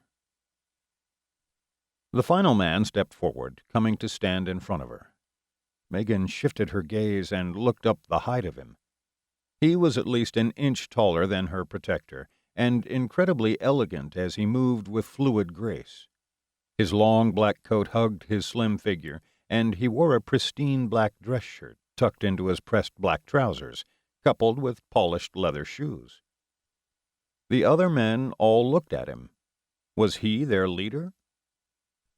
He appeared older than all of them, possibly pushing 40, and at least 3 years older than her protector, and he was too handsome. He had the sort of face that could sell whatever someone had the brains to stick it on. Movies, magazines, cereal, books, or porn. Anything. He could sell it to the masses. Jet black hair tufted at the back of his head, but was longer on top and softly spiked, like diamonds, but a contrast in color. Neatly trimmed sideburns reached down to his high cheekbones and ended in a diagonal, with a thin line of hairs that curved beneath his cheeks to accent them, so sharp against his pale, flawless skin. The tips of his ears were slightly pointed, and vivid green eyes the color of emeralds sat embraced by thick black lashes. Her eyes went round. There was a small black heart on his cheekbone beneath his left eye. Not quite the sort of tattoo she would have figured such a handsome man would have. His bright green eyes held hers, not with intensity or any sort of demand. They were cold and assessing, and the longer she looked into them, the less her head throbbed, and the less aware she became of her surroundings. It felt as though he was reading her mind through her eyes, holding her immobile and under his spell. God only knew. He probably was. He ran a hand around the cropped back of his head and looked at the man behind her. Megan sagged into the couch, releasing the breath she had unconsciously held. Her gaze remained on the man. There was something unearthly about him, and proud, too. An arrogance that he wore as though he was a king, and every person in this world was his subject, beneath him. He turned and looked over his shoulder, towards Diamond, where he hung at the back of the group with Escher. "She is not hellspawn." The proud one turned back to the one behind her, and then lowered his gaze to hers. She stared up at him, feeling lost again, entranced by his beauty. He could be a model, or maybe a stripper with those dusky bowed lips. Women would pay thousands to kiss them. "Get out of her head," the man behind her growled, and something flickered across the face of the proud one, a darkness akin to anger, but far stronger, and then it lifted. His hold over her dissipated as quickly as the shadows that had crossed his face, and she blinked as her protector's words registered. He had really been in her head? "Is it true?" he said to her protector. Heavy hands claimed her shoulders again. A collective gasp broke the tense silence. The only one who didn't move forwards to crowd her was Escher. He remained at the back of the room, his stormy blue eyes locked on her, darkness swirling in their depths again. She had liked him more when he had looked compassionate. Now he was challenging the scarred blonde in the race to who scared her the most. The scarred blonde reeked of violence, his appearance throwing it in her face, a blatant warning that he was dangerous. Escher's was a darker sort of danger, a quiet type that lurked beneath a perfectly calm surface, a silent killer camouflaged and waiting to strike. Megan looked up at the 6 men towering over her. Her pulse raced again, slipping the tethers of her control, and her hands trembled. Her head was still killing her. She didn't have a clue what was going on, and she sure as hell wasn't going to sit here and let them make her feel small and weak. She jolted to her feet, wanting to be more level with them, and stood her ground even though they all still dwarfed her. Not one of them was below 6 foot. She fisted her hands at her sides. They casually stepped back as one to give her more room, but all of their faces said that she hadn't scared them with her sudden movement. "Look, I don't know what freaky stuff you guys are into, but it's not my scene. I did what you asked." She looked pointedly at Diamond, where he stood between the tawny built one and the dark proud one. "I want to go home now." They all stared at her as though she had suddenly sprouted extra limbs, rather than merely asked to go home. "Now!" None of them moved. All of their eyes narrowed on her, including Escher's. Shouting had probably been a bad idea. She folded her arms across her chest and then quickly unfolded them when she remembered she had taken her jumper off last night and realized she had just squashed her breasts together in her dark pink camisole. There was no need to encourage them. "You can't keep me here," she snapped, glaring at each of them in turn. They all exchanged glances and then stared at her again. Did they want her to give them a reason? Megan said the first thing that came to her. "My boyfriend will be looking for me." The man behind her growled, the sound feral and fierce like an animal. A shiver bolted down her spine. The scarred blonde one came forwards until personal space became an issue, and her trembling exploded into shaking. Her heart skipped beats, and her palms sweated. He leaned in and breathed deeply and smirked. "You smell like desire, but you haven't had a boyfriend in a long time, if at all." Megan's cheeks blazed. Super smell wasn't a power she had even considered, but she couldn't deny he had it, and he had hit close to the truth. Her gaze zipped to the oak floor. "Back off, Valen."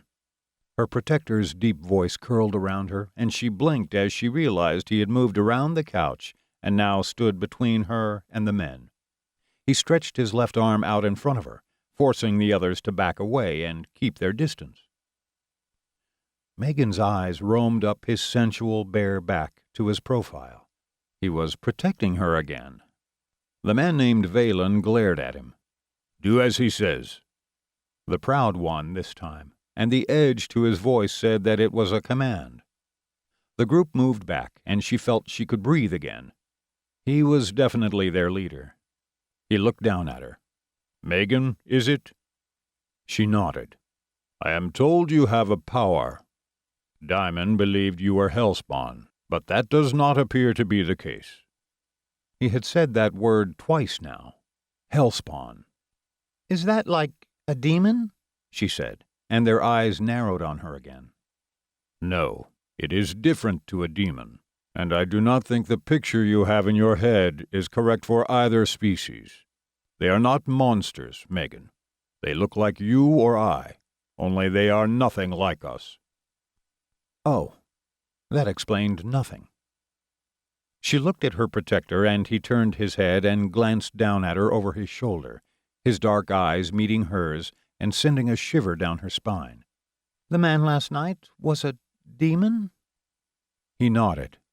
"A demon is a dark soul who dwells in this world. They are sometimes born of the souls of corrupted dead, and sometimes born to demon parents." "I'm not a demon." It wasn't a question because she didn't want him to answer that she was. She made it a statement. Her parents hadn't been like her. She was sure of it, and she wasn't a corrupted soul, whatever that was, and she certainly wasn't dead. He nodded, and relief beat through her. "I'm one of these hellspawn thingies?" "No," the proud one said, and she met his gaze again, looking over the top of her protector's arm. "We need to establish what you are. What is your power?" "I can heal." It was the first time she had ever told anyone that, and it felt strangely good to say it out loud. And the fact that no one laughed or told her she was being stupid made it feel even better. He reached into his trouser pocket, withdrew a short folding knife, and opened it. Was he going to hurt her? She shrank back, moving closer to her protector. His eyes were on his brother, and he mimicked her move, closing the distance between them until he was almost in front of her, his immense body shielding hers, his handsome features set in a dark scowl. The proud one ran the blade across the left side of his own throat, and blood instantly broke the line of the wound, much to the horror of his kin, who all rushed forwards, one of them barking orders to the others. Orders she didn't hear as her heart pounded in her ears, and her stomach turned, gaze drawn to the sickening sight of crimson flowing down his neck in a thick stream, stark against his pale skin. He raised his fist, and everyone halted, the air in the room growing tense, and she felt their gazes land on her, the weight of their expectation pressing down on her shoulders. "Prove it," he said, and she stared at the dark trail of blood. It reached his collar and soaked into his black shirt. Her heart accelerated and stomach did a backflip, disbelief stealing her ability to think or move. He had cut his own damned throat. His hand shot towards her and seized her arm, and he dragged her against him, yanking her past her protector's arm. He growled at his brother. The proud one stared him down, his green eyes ice cold. Megan looked at her protector and caught the darkness in his gaze, the barely restrained anger that caused the flecks of red and gold in his irises to brighten. His gaze shifted to her, and she swallowed and nodded, wanting him to see that she was fine with this and what his brother was demanding. She couldn't stand by and let this man bleed out, not when she had the power to heal him. And perhaps she could get all of them off her back at the same time by showing them that she wasn't a threat. She raised a shaky hand to the proud one's bleeding throat. If the wound was hurting him, it didn't show. His emerald gaze remained impassive, no trace of pain in it, even though he was rapidly losing blood. She held her right hand over the wound and focused. She was weak still, only realized it now that she needed her power again. Normally, a good sleep replenished her strength, but it hadn't this time. Healing her protector had left her drained. Why? The wound was slow to heal beneath her hand, and her head swam as she struggled to keep going, afraid that the man would die if she failed. It eventually closed, leaving her trembling and weak, limbs heavy and mind throbbing. Her legs wobbled beneath her, and her hand slipped from his throat. The man released her arm, and she almost fell. Her protector grabbed her arm and pulled her back to him, settling her close to his side and dwarfing her. His arm curled around her, tucking her against his body. Protecting her? Had she been in danger? She wanted to look up at him, but her head felt too heavy to lift. She leaned into him instead, focusing on steadying her nerves and regaining her strength. He was warm against her, skin soft despite his hard appearance, and she liked the feel of his hand on her shoulder, holding her close to him, protecting her. She drew in a slow breath and resisted closing her eyes. She couldn't remember the last time she had been this close to a man, but she knew in her heart that whoever it had been, he hadn't made her feel like this man did. She felt safe, shielded from the world, and hot from head to toe. She slowly raised her head and found him looking down at her, the red and gold flecks in his eyes bright against the dark chocolate. The world fell away again, and her pulse picked up, heart hammering out a hard rhythm against her ribs, as though it wanted to break free and fly to him. When the heck had she become a poet? She scolded herself. She knew better than to fall for a man's charms. She couldn't get close to anyone. It wasn't safe. It was different this time, though. In the past, she had kept her distance to keep herself safe, afraid if someone discovered her secret, that she would be handed over to people who wanted to experiment on her. She didn't need to do that around this man. These men, they all had powers. They were like her. She is a carrier. Those words formed hazily in her mind, breaking through the warm silence and drawing a frown from her.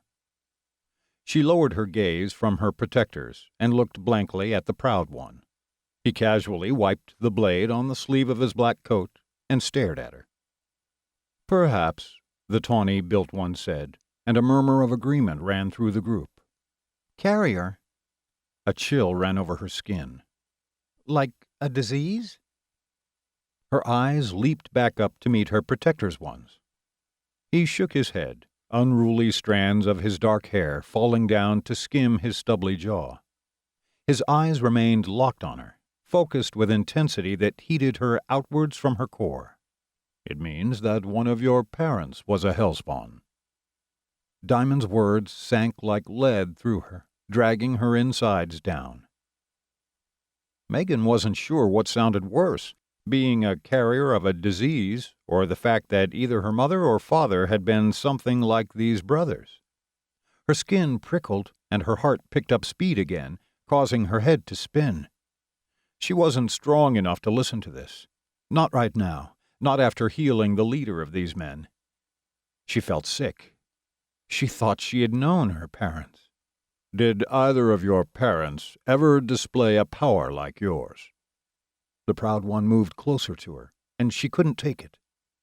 She burrowed into her protector's side, needing to shut out the rest of the room so she could stop the rising tide of panic that threatened to crush her. His arm tightened around her, and a low growl curled from his lips. He sounded like a beast whenever he did that, feral and wild. Inhuman.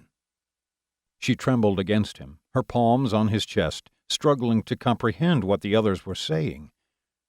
Her parents? She couldn't remember them having a power. I need you to answer the question, Megan. It is important that we know. She shook her head and drew in a steadying breath, and then emerged from her protector's strong arms, meeting the proud one's green gaze. I don't know. My parents died when I was little. A light aircraft they were in crashed into a mountain. My grandparents raised me, and no, they were normal people. She couldn't believe she had just told them that. She hadn't spoken about her parents' death in years, had never let anyone get close enough to her to know such a thing about her. The years she had spent with her parents were branded on her heart and her mind, reinforced by the hours she had spent talking with her grandparents about them. Could they really have had powers like hers? She felt sure that if they had, her grandparents would have known. She wanted to call them and ask, but she hadn't spoken to them in years, since leaving her home behind.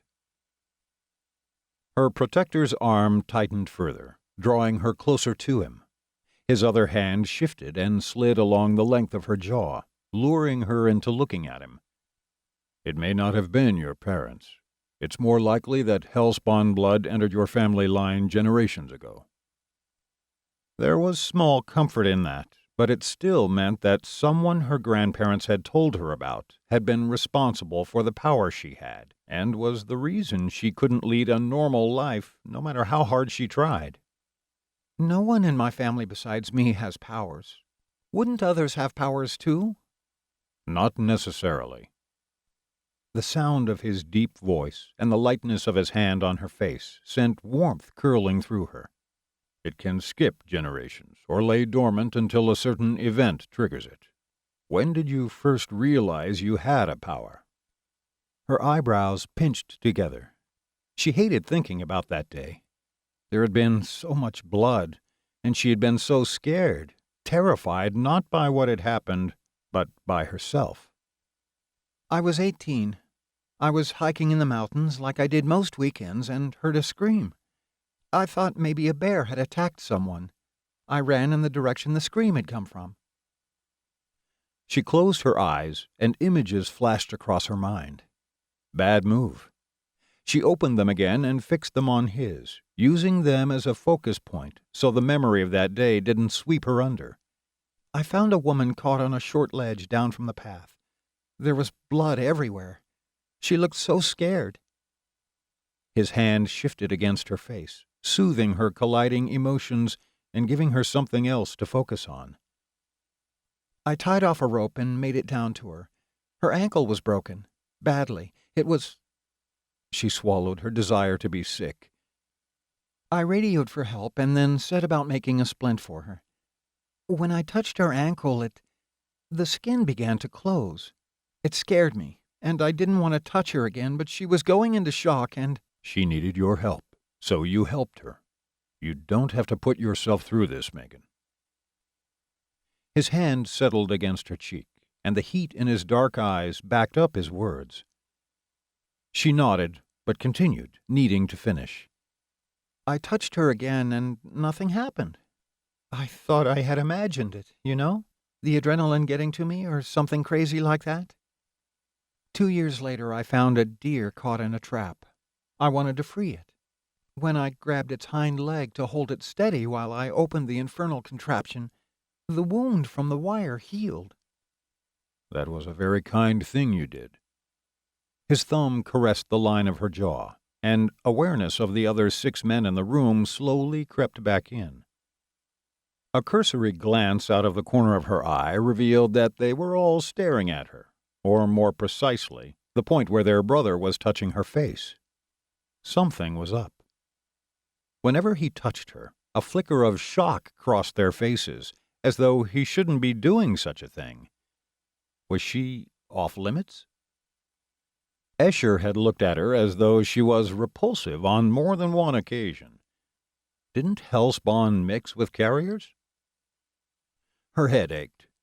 Demons, hellspawn, carriers. What next? Gods? She cleared her throat, and his hand dropped away from her, his arm leaving her too. She wanted to say something to clear the awkward silence and move the conversation away from her and the fact that someone in her family tree had a little demon in them. Not demon. They had all drawn a line under that one. She looked down at her protector's hands, wishing he hadn't let go of her, and frowned as she noticed the thin black braided band he wore around each wrist, flush to his skin. She had seen something like that before. She looked at Escher where he stood at the back of the room, his arms folded across his chest. Similar twin bands encircled his wrists. Her eyes shifted to the man on the armchair. He had them too. A brotherly thing? It was cute that they had matching wristbands to go with their matching coats.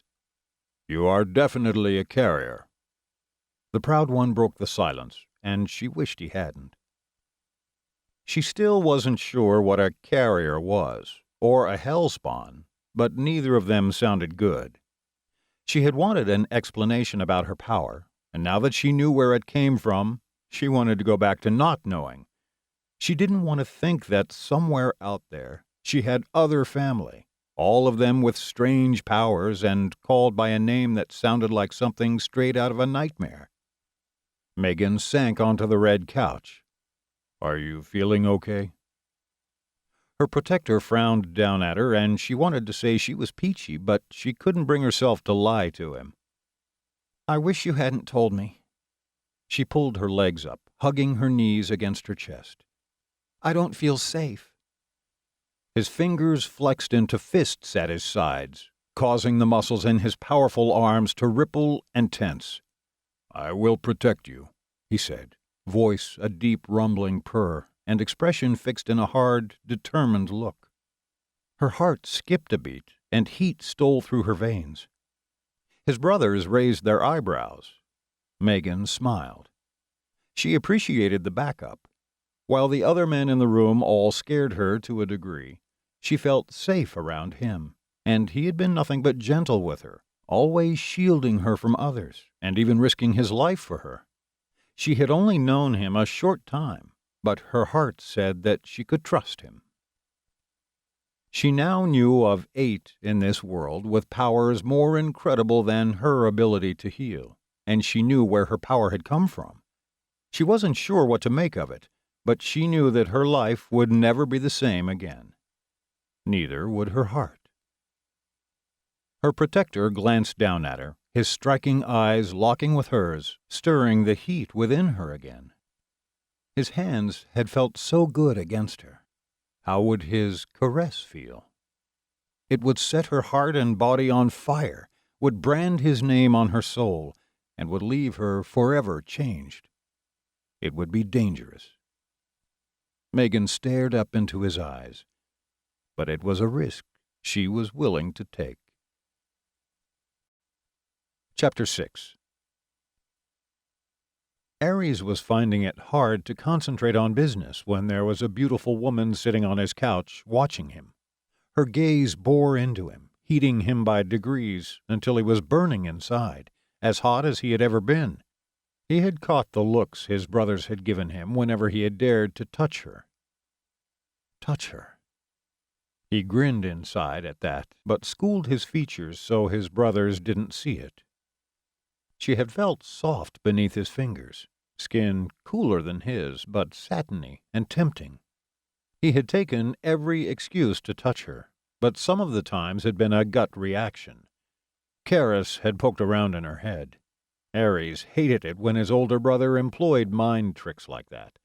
Her thoughts were her own business, and he didn't like the idea of his brother placing things in her head, making her feel things against her will. His dark gaze slid to Karis, who met it with cool green and raised a single black eyebrow at him. "Temper," Karis said in a low voice, and Aries reined it in, unwilling to challenge his brother. He just wanted him to know that she was off limits. She belonged to him. Sure, he hadn't failed to catch the looks in his brother's eyes that warned him to keep his distance from the woman, as though she was dangerous, but he didn't care. His gaze slid back to her, and she blinked and met it, her warm chocolate eyes cranking his temperature up another notch. She was beautiful, compassionate, everything good and pure. She had been dragged into this dark world because of him, and he would protect her, even from his brothers, if it came to it. "Gods," He wanted her. He switched his focus back to his brothers, shutting down his desire at the same time, struggling to keep his body under control. Getting a hard-on was not going to help his cause. The towel wouldn't conceal it. His brothers would instantly spout warnings about Megan and that he was just weak right now because he had lost his powers. Megan would be wholly unimpressed, too. She barely knew him, but the minute she discovered that the reason his brothers watched them like a hawk whenever he touched her was because she was the first woman he had been able to touch in a couple of centuries, she would be out of the door. He might have been out of the dating game for a long time, but he hadn't forgotten how women worked. She would presume he wanted her just because he could have her. He wished that were the case. He had noticed her beauty before he had lost his powers, even though he had known nothing could ever happen between them. She had triggered an intense need to protect her that had only grown in the short time he had known her, increasing from a desire to keep her safe from demons to a consuming and commanding urge to protect her from everything in the world, even his brothers. He would protect her. He would make her belong to him. Ares frowned. What the fuck was he thinking? He was fooling himself. Nothing could happen between them. He had to find a way to regain his power from the demon. It was a part of who he was. It made him Ares. Without his power, he felt like a different person. He cast his gaze down at the oak floor beneath his bare feet. There was only one way that he could have her, and that would be to give up his power and not try to retrieve it. Could he sacrifice such an intrinsic part of himself for her sake? It was a seductive proposition, and not only because Megan would be his reward.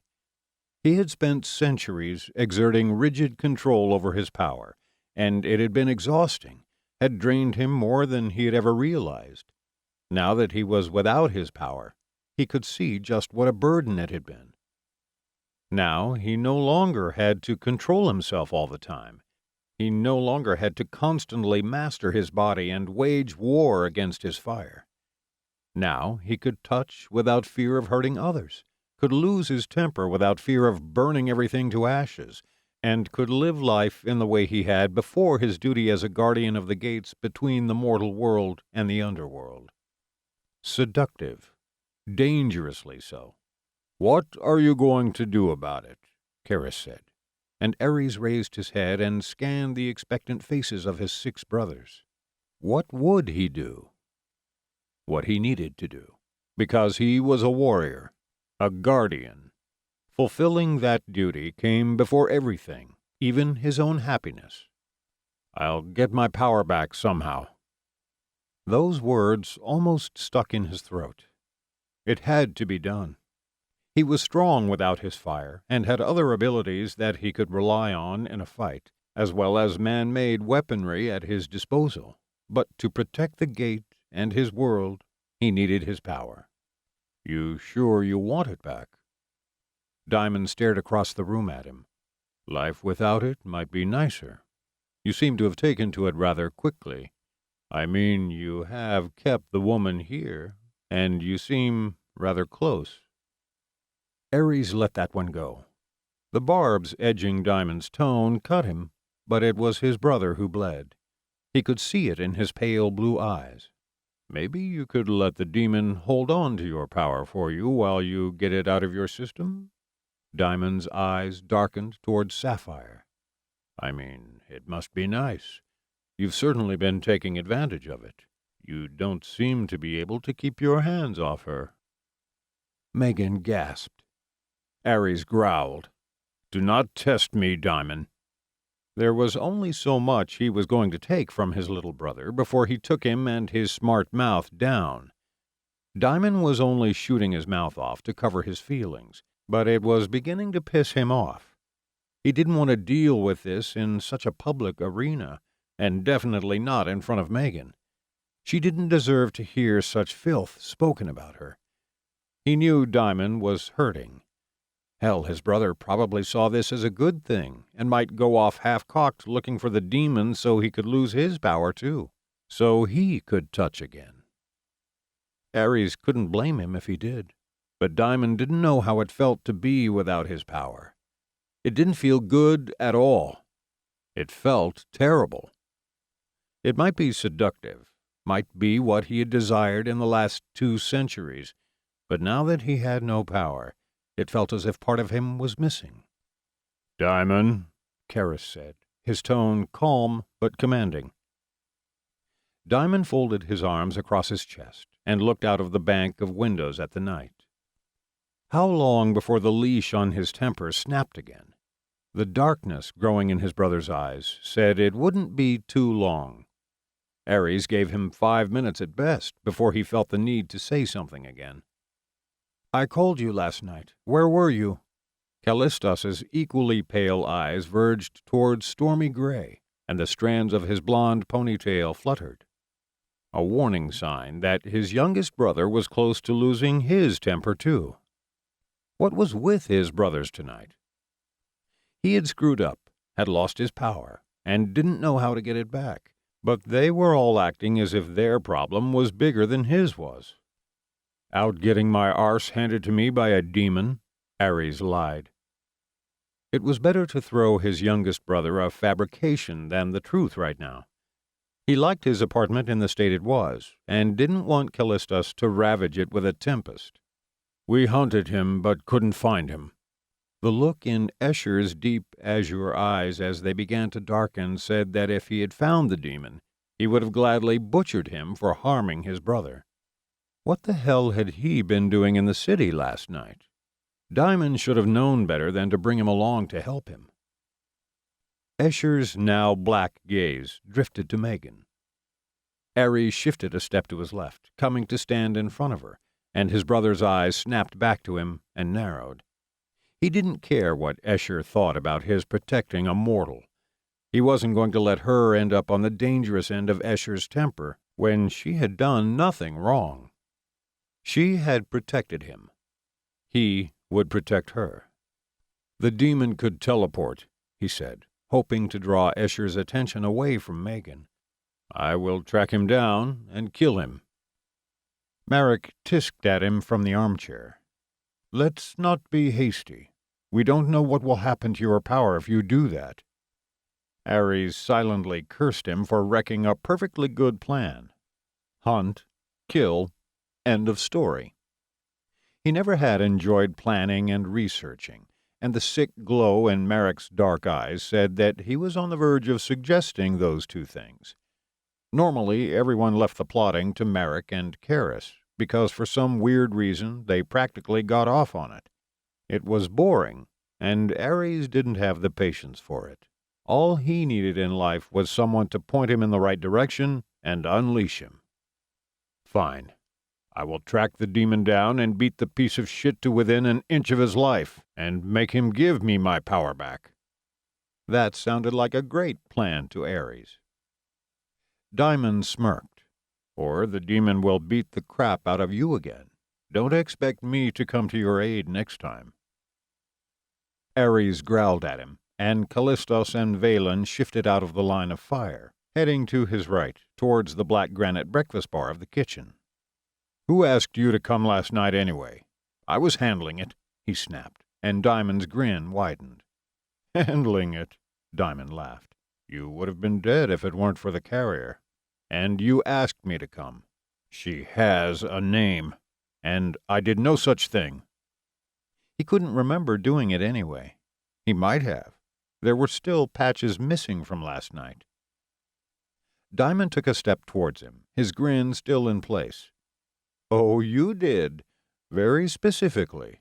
You called mine and Escher's names, and not in the mortal tongue. Karis had to smooth things over for you." Ares reeled from that 1-2 verbal blow.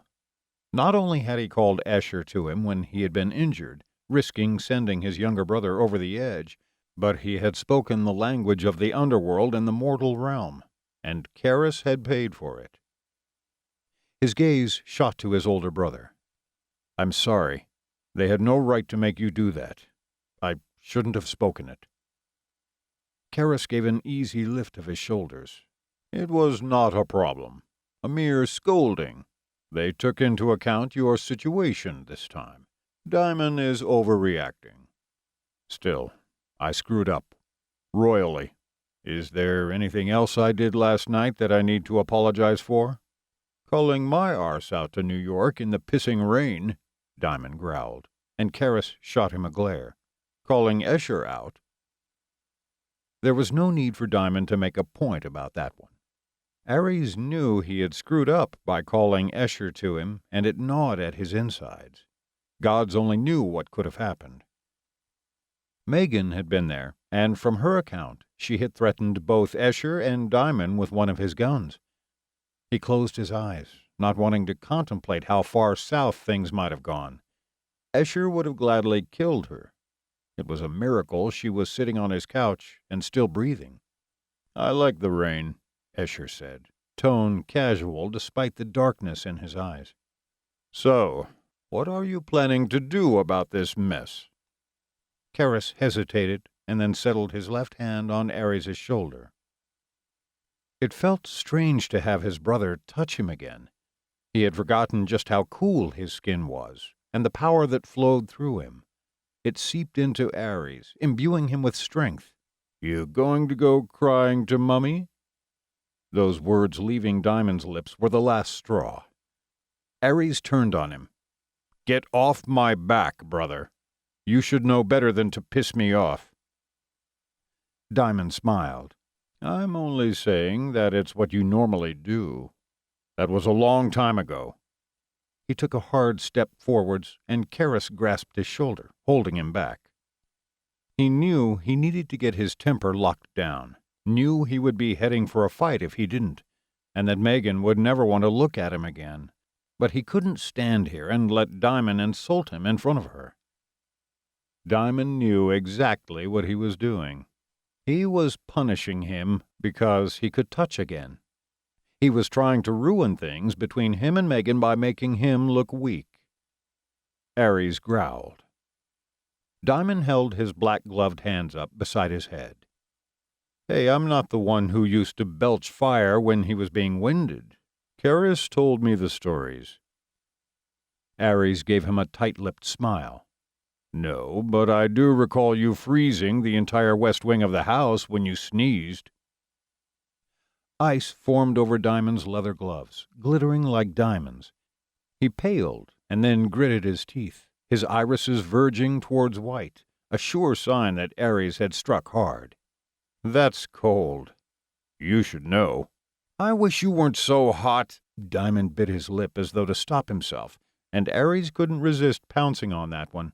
"I never knew you loved me in that way. You only had to say, brother." Diamond took a step towards him. "Headed! You're a hothead." Ares smirked this time. "Better than being ice-cold." Diamond's eyes flashed white, a warning to ease off the throttle before he really lost his temper. Ares ignored it. "You want a piece of me?" He shirked Karras's grip and crossed the distance to Diamond.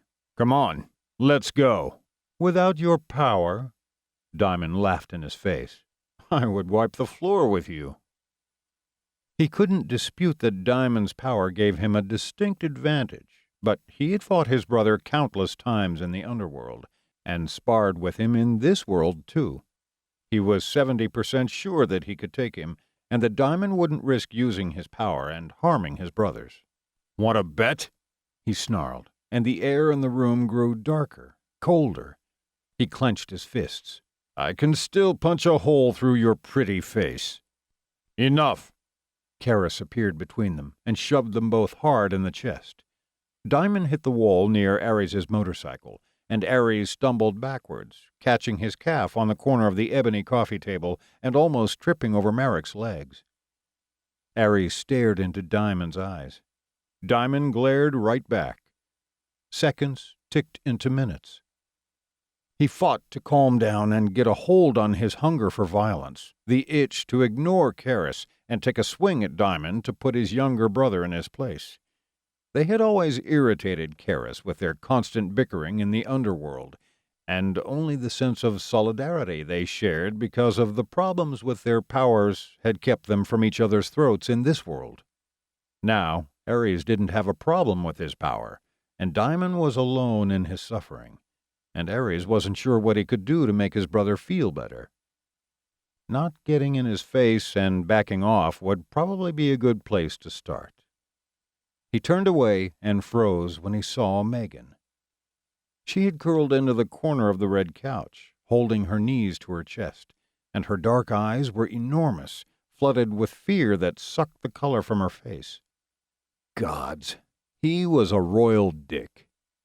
He wasn't used to having to worry about someone, and he should have thought about how she would feel if he got into what was a fairly standard verbal boxing match with Diamond. He didn't want to scare her more than she already was, but he had done just that. He looked away from her. "Are you going to contact Father?" Karis said. Ares instantly shook his head. Telling their father what had happened would only enrage him, and it wasn't as though he could help, and Ares didn't want their mother finding out either. "I can track this filthy demon down and get my powers back myself." He turned to face his brothers again, and then singled out Merrick, where he lounged in the red armchair as though he owned the place. "Any research you can do would be great, though." Merrick nodded, that twisted glow back in his eyes. "I'll get straight on it. I'll start by running a few searches on our database to see if any demon with the ability to take powers shows up."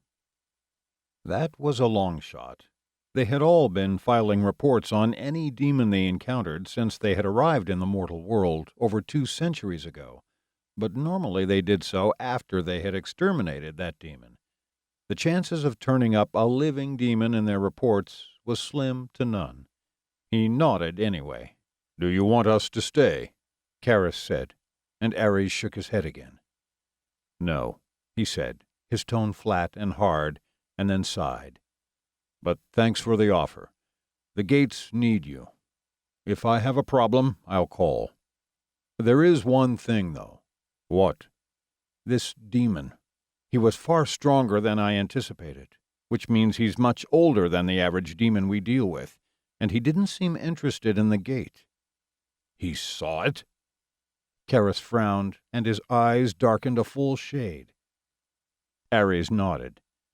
"He saw it, and he acted as though it wasn't there. He kept his head down, almost like he was pretending to be a human. I gave chase, and he disappeared. So I came back, regrouped, and then he popped back up again in the middle of the storm. Anything else you can tell us about him?" Merrick uncrossed his legs and sat up. That was the first sign of interest Ares had seen in him since he had arrived. Nothing got Merrick's blood flowing like the prospect of hitting books and his computer to do some research. The man had one sick sense of pleasure. Ares preferred a good fight to get his blood pumping. He was French. The soft sound of Megan's voice had his head snapping in her direction, and it turned out fighting wasn't the only thing that got his blood pumping hard and fast. A touch of crimson colored her cheeks as he stared at her, lost in how beautiful she was, and the rising need to touch her again. For a moment he thought she would look away, but she bravely held his gaze instead. "I think he sounded French, not Canadian French. We used to get those over in British Columbia sometimes, and he didn't sound like that." That explained the slight difference in her accent and her talk of mountains. Not American, Canadian. "He said something, too, something about having waited for this moment for a long time?" She didn't look sure now, but as she spoke the words, Ares remembered the demon saying them. "Is that true?" Karis looked at him. Ares nodded. "He said that. Either he knows who we are and he's just pissed at us because of what we stand for." Diamond's pale eyes turned glacial. "Or we really did something to piss him off. Sounds like he's out for blood. Which means you need to be careful because he was after you for a reason." Ares was glad that Diamond was back on his side again. "You know me. I'm always careful." His brothers exchanged glances that said he was always the one most likely to leap well before he looked and end up knee-deep in shit because of it. True. So I'm looking for a French demon who one of us might have given a reason to hate us more than demons normally do, Merrick said, and then added, You have a look in your eyes that says you have something else to say, and we won't like it. Ares did have something else to say, and they were going to hate it. I fought 4 demons at the gate last night. I had my power taken by an old, strong demon who has been waiting to take me down and looked pretty pleased to finally have his shot at me. The demon activity at the gates is on the rise. I know it, and you all know it.